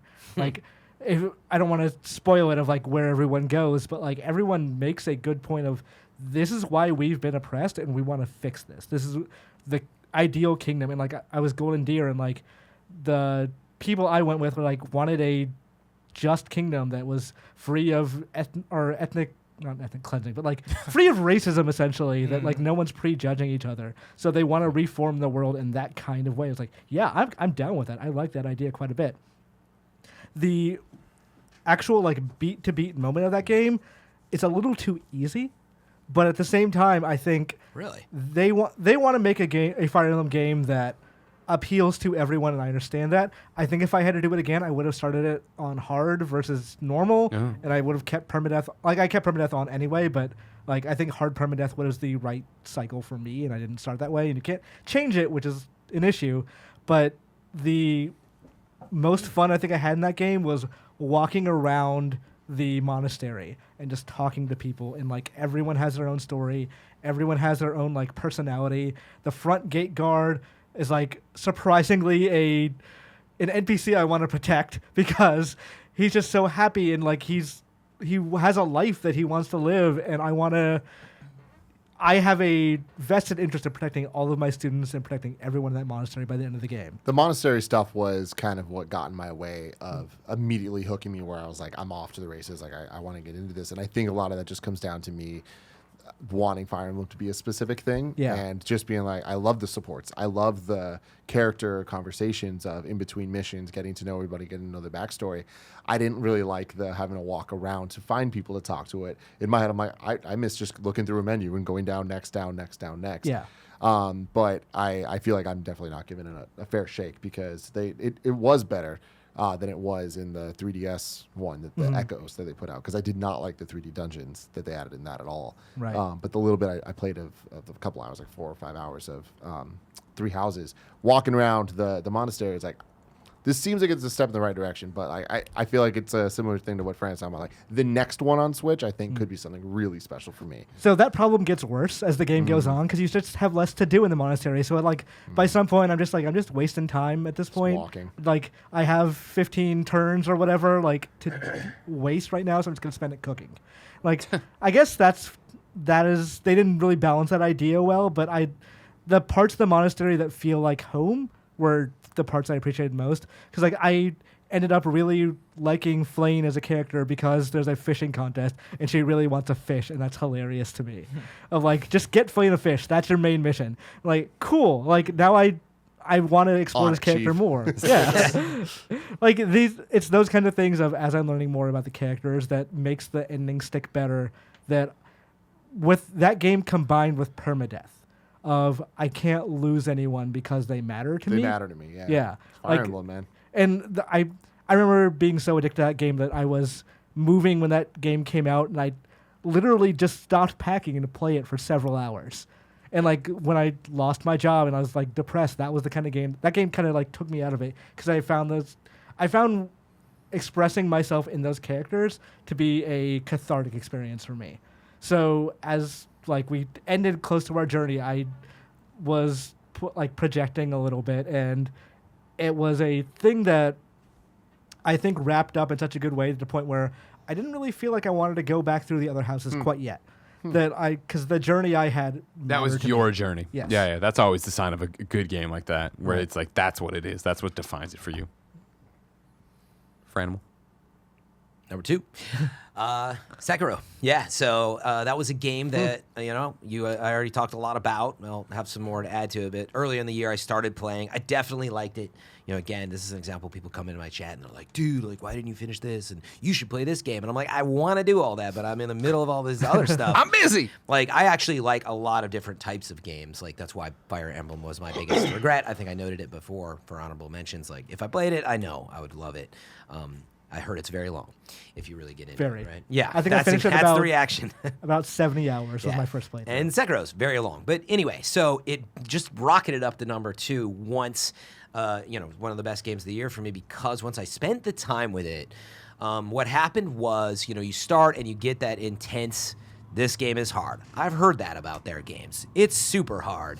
And I feel like that overshadows what it really is at the core, which is, the precision of the combat, and then when you get into the skill trees, the feeling of stuff, man, at one point you get it's the monk style upgrades where it's hand and fist combat, and it hits like it does in Mind's Eye when you watch The Matrix, and they're doing like the way that it hits, it almost is like as cinematic and feeling as that, which actually the movies can't give you because you're not playing that character. And so it feels so good as you unlock these different styles and start to strategize. That's where the game starts to get deep. You do get a lot better at it. Like Imran was saying also, is that it demands that you play it a lot, but you do get better. You shouldn't be afraid to do it. I think that's, again, I feel like it overshadows as It's easy to become frustrated, be like, this is crazy, I'm out. I think a lot of people would enjoy it, but it demands you practice like a fighter, actually, on a harder mode. Like, Yeah, you just can't gotta level be your good. way out of situations. Like, you can't just become stronger than right. a boss by, like,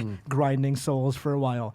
You have to actually get Yeah, good. buckle down, learn the patterns, but also stop being stubborn sometimes and don't only use one strategy. Be like, wait, I do have other things. So the precision combat and the skill tree upgrades, man, it's deep. By the way, even by the time you're to the end, there's like stuff you have never gotten and things you need to do. Then with for the platinum, that was difficult to fill out the rest of that skill tree. That took forever. God.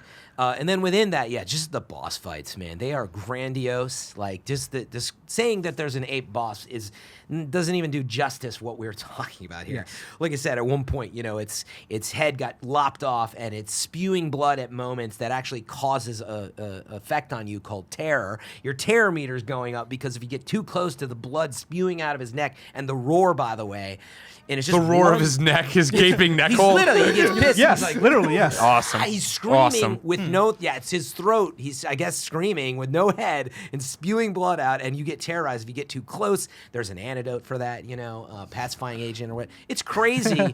There's so much detail in the strategy you can get into, and that's just that boss. Yeah. There's also like a lot of Japanese folklore attached to it. So if you're into that kind of thing, like the yokai and stuff like that, like you meet the weeping widow that like asks you if she's pretty, and whatever you answer, she's gonna kill you. Yeah, and so there's something to just the variety of the enemy design and how much you run into. Actually, you see stuff, and Dark Souls is known for it. But again, I urge you to try this game out actually, because I think just go in fresh. You don't have to play Dark Souls to do this. But there's enemies you'll run into, just even tiny ones. You're like, wait, what? It's not a major spoiler, but you go through this sort of like zombie type town where there's undead. And I went through once and came back to look for something. And at one point, like these little whatever the frick they were hopped out of the dirt, started chasing me like psychos with 2 knives.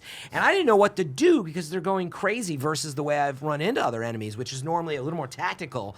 Not only is it difficult to like block, if they get to you, they jump on top of you. I think they knock you down and start stabbing you. Yeah. And it came out of nowhere. And I was like, dude, there's so many different types of enemies in the There's a game. point in that game where you're like, how do I deal with enemies that don't care if they get killed? Yeah.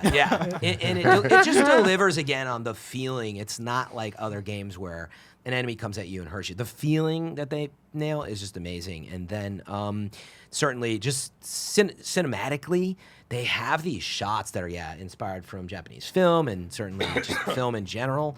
There's some boss shots and stuff that I'm just like, this is so beautiful. Yeah, Genichiro, you get to the point. I'm not going to spoil it.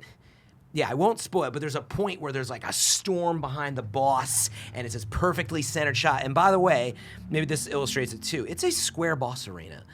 You go to multiple times, and all you do is fight an enemy in a square boss arena. There's nothing to the arena outside of it, and those are some of the best boss fights. That's how good it is at combat. Just a square arena with, you could put any number of enemies in there, but the way they do it is incredible. So I can't say enough about it. I urge you to actually, you do have to spend, I'd say it's one of those games you got to spend a good, 7 to 10 hours and really grind your Get teeth good. a bit.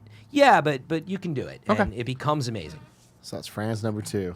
We're about to get to Blessings number 2, which I think is about to. Oh, Yeah. boy. We're in the end game man. now. Yeah, baby. we are in the end game. I'm surprised nobody has said this one I don't yet. know what it is. I think it's pretty high then. My number 2, Star Wars Jedi knew Fallen it. Order. I knew it. I know it. Of course. So Star Wars Jedi Fallen Order is probably the most I've gotten into a Star Wars story. Like I'm not a huge Star Wars fan. Like I like Star Wars fine. I've never watched the prequels.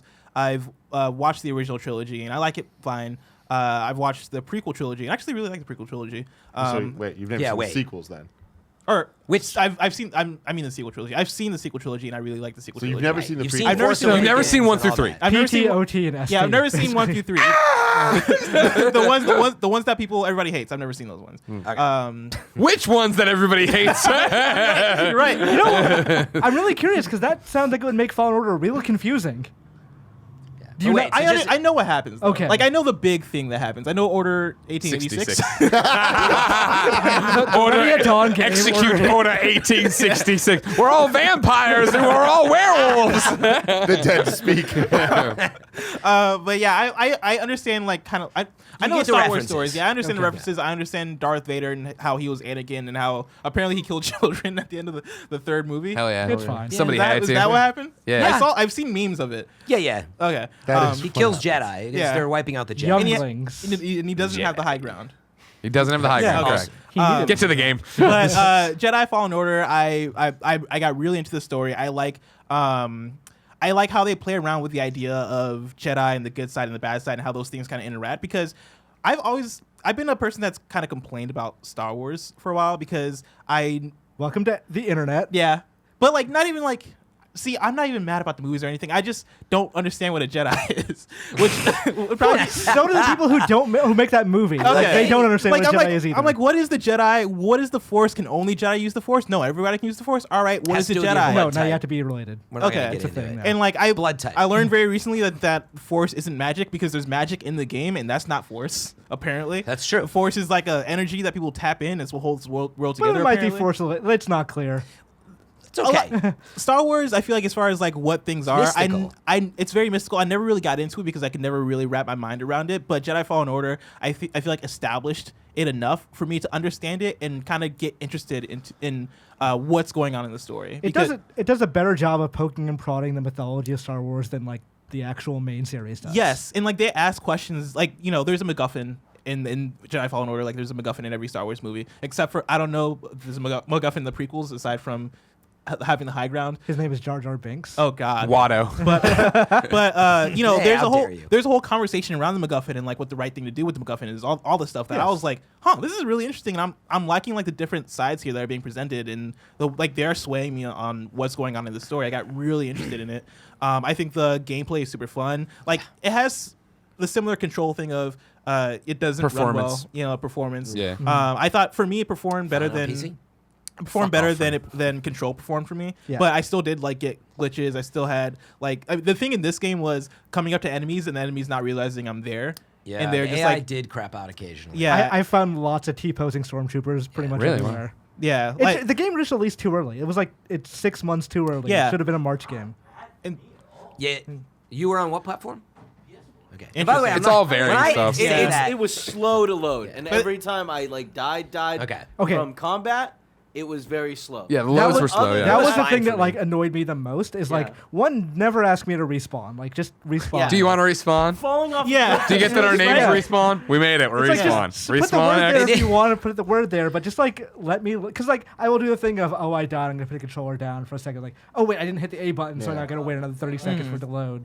yeah, and I think that the difference between this game and Control for me is every time I unpause in Control, I had those stutters. Anytime I try to look at the map, I had those issues. Whereas Jedi Fallen Order was unreliably glitchy, and so like there wasn't like one thing where I'm like, oh, every time I do this, like the game freezes up or anything like that. No, it was like every now and then I would fall through the world and die. Yeah. Like that. I and- know, there's a specific tunnel for me that like would occasionally let it happen. Yeah.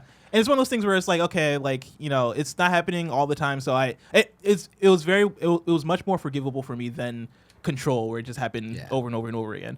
But you like the game a lot. What yeah. were those? What stuck out So the most? gameplay, I really like. So I'm not into Souls. I'm not into Sekiro. I would like to be, which is why I want to play Bloodborne this year. Me But too. those aren't necessarily my type of games because of how punishing they are. And that's why I really liked God of War, is because it has that similar like slow, like, hey, we have methodical combat, like you're thinking about what you're doing, you're countering and doing all this stuff, right? And Star Wars Jedi Fallen Order also has that sort of slower, like you're countering, you're not dodge rolling, I don't think, but you are like You do have a Yeah, dodge yeah, roll, you have dodge, which yeah. is like Dodge roll. I think one of the Interesting. problems with that game is that as someone who came from Souls, I played it like a Souls game at first. Yeah. And I should not be. Like the game lets you play it wrong for way too long. Yeah, and that's the thing. Like when I was Boss talking fights about, really are when they're like, no, this is how you play the game. Like, oh fuck, okay, For me, it was that one section with like 3 spiders. okay, And I was sure. like, what you should be doing is parrying and then like one hit killing them all. Yeah. What I was doing is dodge rolling, taking a couple of strikes with the lightsaber, that takes fucking forever, and it's a huge hassle. Yeah, I know what you're talking about exactly. I know exactly where. yeah. But like the thing for me, where I talked about this game on the OKB's podcast, and Ian, who's on that podcast, asked like, hey, so I love Souls games. As a Souls game player, do you think I would like Star Wars Jedi Fallen Order? And I was like, probably not. Like, this game it doesn't do one thing super well. Like if it does do one thing super well, I think it is the story. Yeah. It's Star Wars. It does it's Star Wars Yeah, super it does well. Star Wars Yeah. super well. Yeah, that's the thing is like it's a jack of all. You said this. Yeah. Jack of all Yeah. trades, It's master. master of It's Star like a Wars. melding of like Uncharted, Dark Souls, and some other like very Metroid Prime. Metroid-ish like stuff. Like but it doesn't. Sure is. It's not as good at any of those things as those games are. But it's that, better like, at Star Wars than it's- Star Wars usually is. Yes. Yeah. It's a good melding of those things. Yeah, and like my thing is similar to Control. If this game had probably 2 more layers of polish, would probably be my number 1. Yeah, right. sure. Like I feel like this game is a few layers of polish and some design decisions and like a bit of a better story away from being God of War. Yeah. Right. Like it should be like my game of the year. It just fell short in certain ways. yeah. It's my number 2 as well, and Nice. it's because of everything that you're saying. Where it's not just all the technical issues, of which I had all of them. It is design choices that were made. Where it's like it's not that it would have ran better on a PC. It's that like the sliding is never fun. Why are you And there's sliding Hey, everywhere? I like the sliding. Yeah. I thought it was fun. I also like What- Donkey Kong 64. But this fucking Sonic video game. Yeah, I just think that it goes back to this is a phenomenal Star Wars game, and Star Wars is, I think, should be an easy thing to nail. Turns out it's not, but I think this goes above and beyond that, and it is so good where it delivers all the right moments when you want them. You meet characters, you don't meet characters. Like it shows restraint in so many great ways that when you do see something familiar, it is exciting. Moments with lightsabers are so next level and so exactly what I'm looking for from being part of this experience where it's like, this is Cal's story. I started off not loving Cal. By the end of it, I'm like, I'm yeah. in. Cal is fine. I think all the other characters are better. Yeah. I was really shocked when I discovered that Seer was the same character from Wolfenstein, or same actress. Yeah.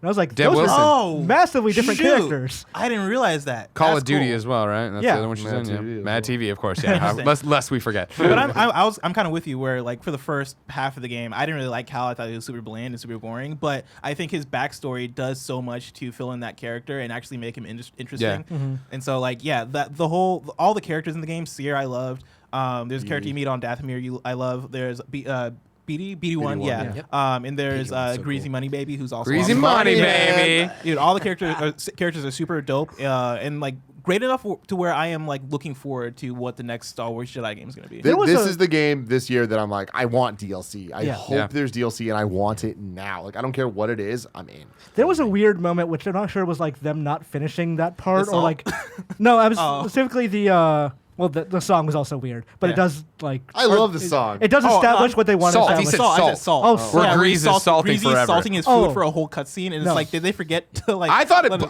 for me, No. it played at home the Yeah. tension of him being like basically Oh, yeah. Jesse Pinkman. But so many people were like, "You broke the cutscene." I was like, "I don't think that's what they were No, going for." I thought it was just like he likes salt, but Yeah. the thing was they wanted to do the same like Bloodborne Bagman thing, of you get captured and you're somewhere else, but they don't do it nearly as well. Because Yeah. like I was just like, what's happening? Are you kidding me? That was fucking awesome. That I- moment I- was so yeah. cool in that game. Because like they're like, oh, well, ask capture? Grease what happened. I'm like, okay, and then Grease like, hey, sorry about that. I was like, okay, cool. See, I didn't understand the Grease.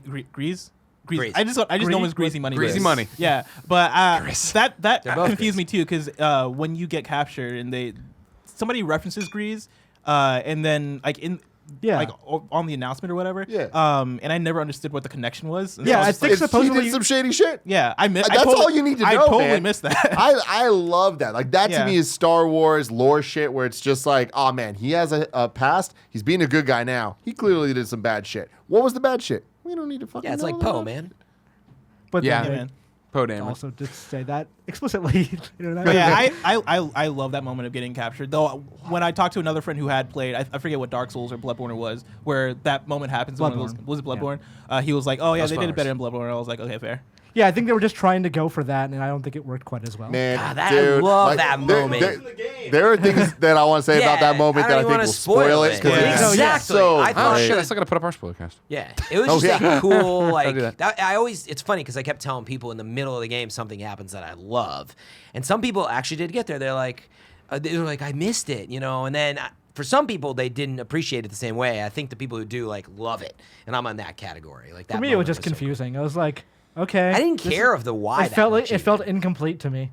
Yeah, Oh, I just I thought loved it how was. much we It got was out of so it. Like, stylish. The That's actual why I arena liked it. fights weren't all that fun, and like No, but I loved how stylish it was. It Yeah, was really it's a cool. fun story moment. But I mean, it feeling incomplete. I feel like the whole game kind of feels incomplete at a certain point. But like, But it does so much. does. The way I mean, it's your number 2, man. The way You must like it. the way my friend Ian described it when I was talking to him about it is he said this game feels like really good cookie dough, right? Where it's like it's one of those things where they probably should have put it in the oven a little bit more, but for what it is very tasty and very good, and you just can't get enough of it. On this level, it's not even shock a to no cookie. one, I'm sure, because I'm on a million shows and I say it all the time. Like, Star Wars is my game of the year, and it's surprising to me as somebody who at IGN for years would argue against games I love because they had flaws in them and stuff. I felt that we're talking about some of its parts kind of thing, that Fallen Order goes above all of its the shortcomings it has in places, and I'm the same boat as Blessing. I've seen all the movies. I'm not some psychopath, but I would have never said I'm a Star Wars fan, and this it made me a Star Wars fan. Like, giving me this control, giving me this window into being a Jedi, giving me this Star Wars story that I thought had a Mass Effect-like cast, where it's like I would leave the ship and stop and talk to everybody. I wanted to know what little thing you had to say. I think it's similar to Concrete Genie, a game that I platinumed. And I was like, man, I wish I had more of this. The story finished, and you were like, man, I wish I had more of this character and that character. And the little moments you would get of sitting there and talking to Seer, right? Like, having these windows into what their world were, the flashbacks to your master, right? Having that all mean stuff.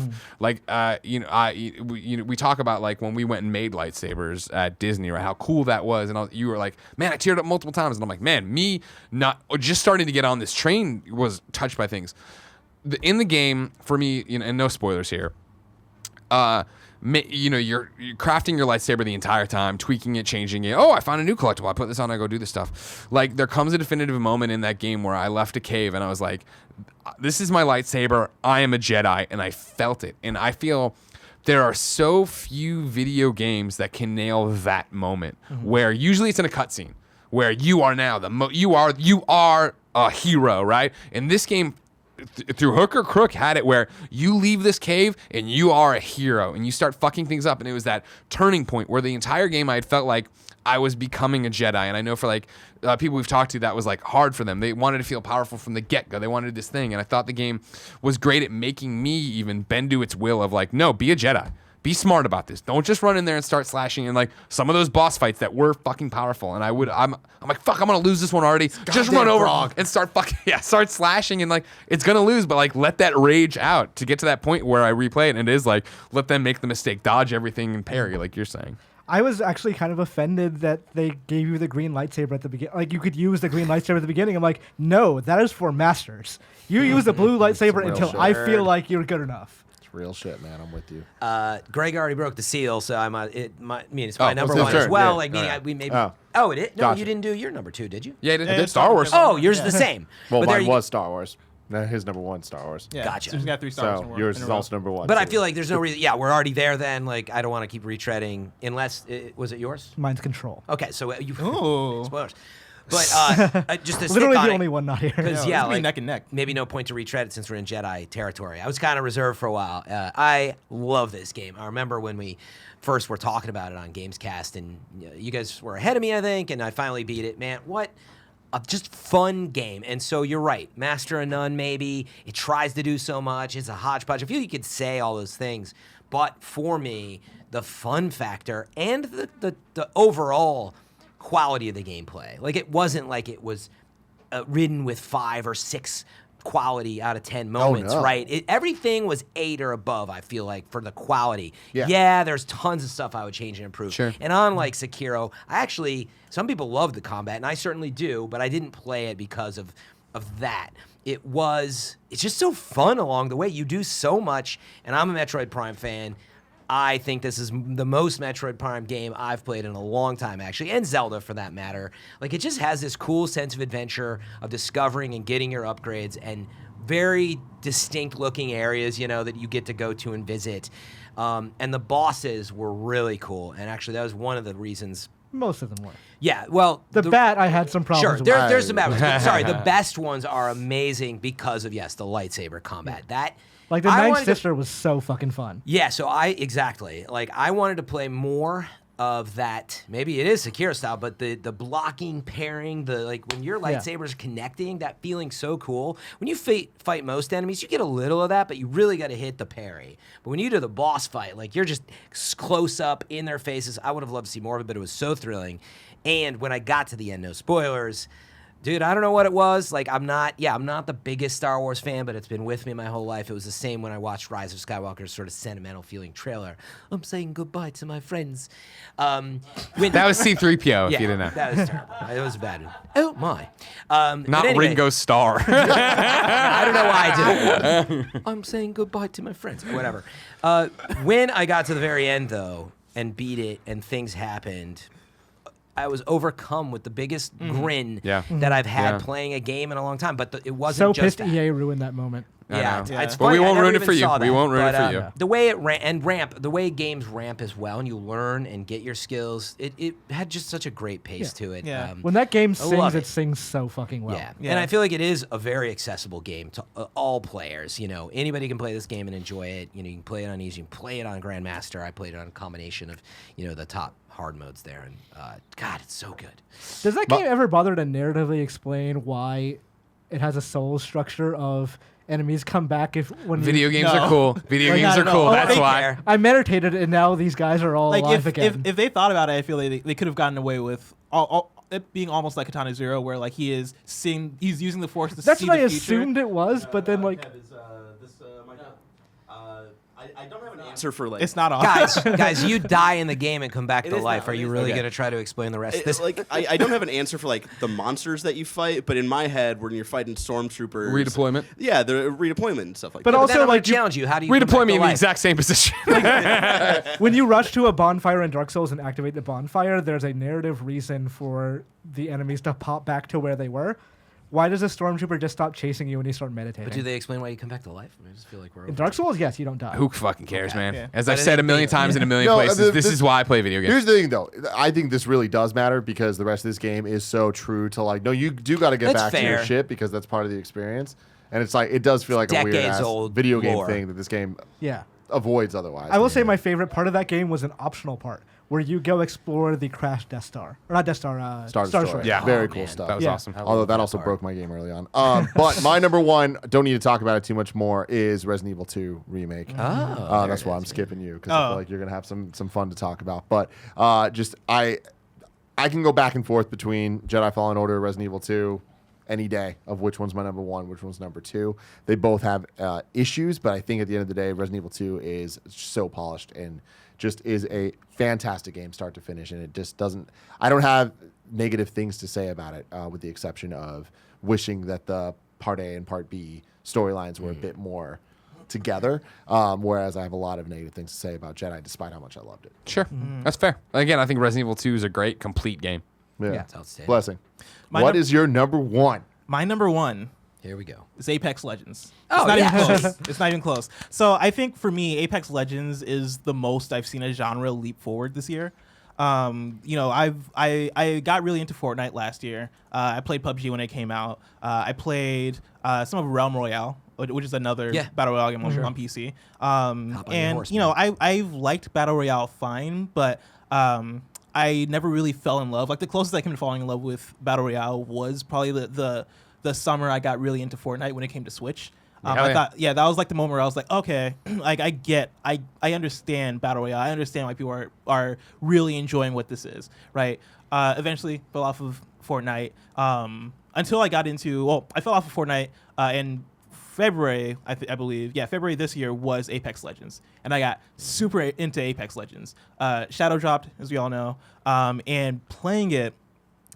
I feel like it took probably like 30 minutes before I was like, holy crap, this game is like really good. Yeah. Like with all of the different features and details they put into that game, every single thing they do or change as far as the Battle Royale formula adds so much to what a Battle Royale game is, right? And it starts with the ping system. Like the ping system probably wins System of the Year if we did that category, where like if you're unfamiliar, right, For Battle Royales. it's essentially like what's called like waypointing or whatever, right?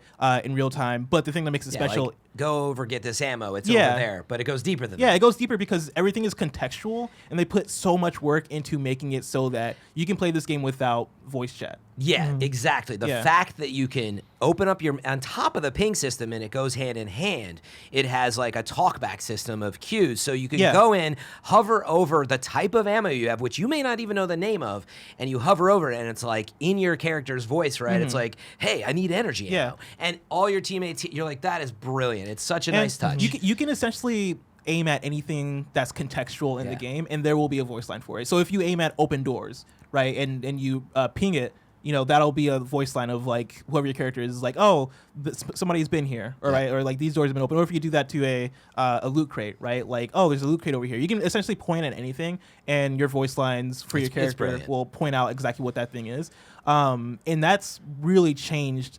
It changes how you're able to play. It changes how you're able to play. It makes everything super easy. But that's just like one element of the game, right? There are the different heroes, the different characters, which, right, like if we did a best cast of characters category, I would put Apex Legends up there, right, as like the top 5 cast of characters this year, right? Yeah. I really love all the characters in the game. I think the character set is super diverse, right? Like not even just racially diverse, but like there's a non-binary character in there. Yep. There's like a robot in there. Like it kind of ran circles around Overwatch with Blizzard. Yeah. Like they ran that conversation for so long. Yeah.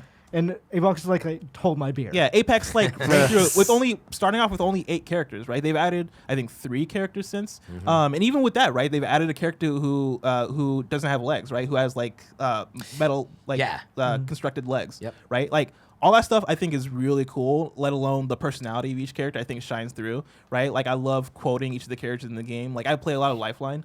And I love all of her quotes, and I just like say them while playing, right? I think those characters do a really good job of connecting with the player, and so that stuff's awesome. Even just the little touches of being able to kick indoors, right? I think that alone adds in like another level of when you get into a scuffle in a town and somebody's on the opposite side of a door, right? You can crawl in front of a door in order to keep it closed, and then the other person has to kick in the door like a couple times to then open the door. But then that also makes noise. And so if you're if you're alone in an area, you don't want to like alert other players. You're then like, okay, well, I can't kick in every door.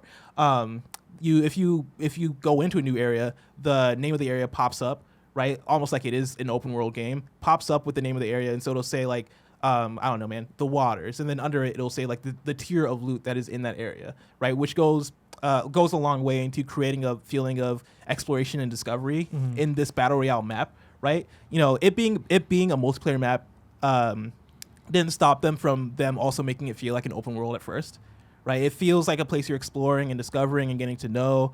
And then there are things like in this new map, you have the train that kind of that travels through the map that kind of changes the way you play, right? In the first map, Kings Canyon, they had the battleship that you can land on, right? Like all these different new ideas for battle royale, kind of every single thing they do makes that genre better.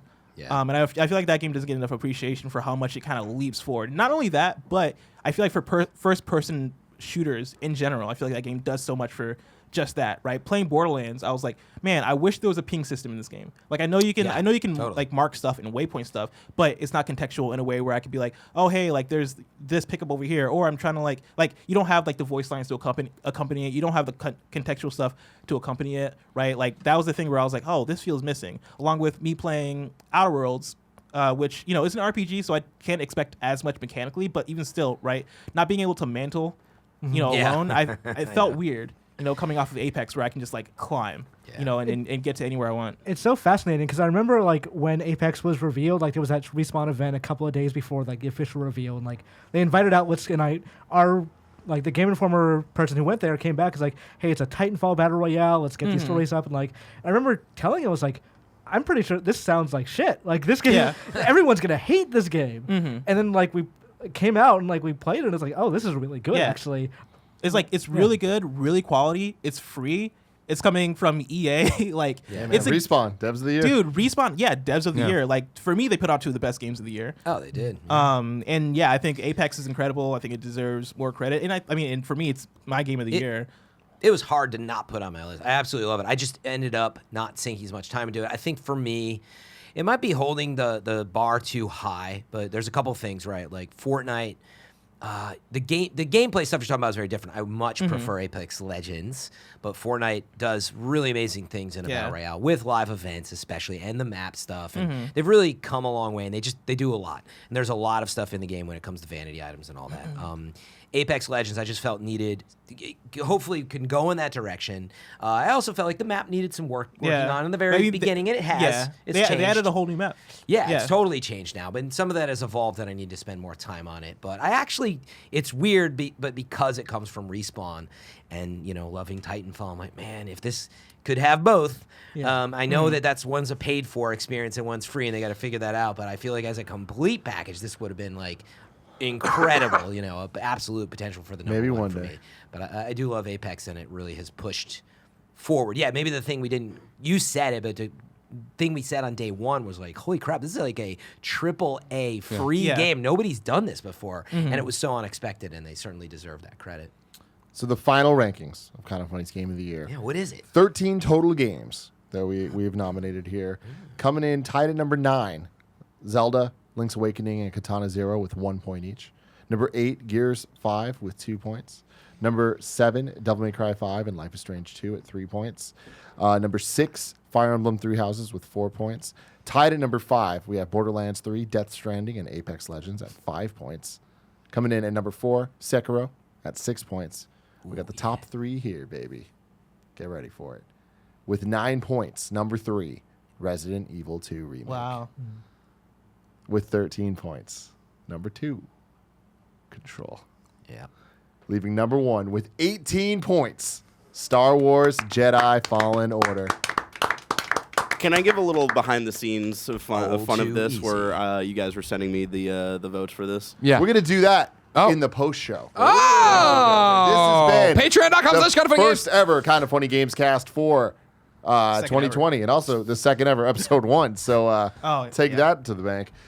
We are about to do the post show where we're going to go over a couple of your Game of the Year picks and the behind the scenes of Barrett doing something. And I want to spreadsheets point and out, stuff. 3-hour Game of the Year podcast. Yeah. Not one other site has done a longer Game of the Year podcast. Until next time, love you. Thanks, everybody.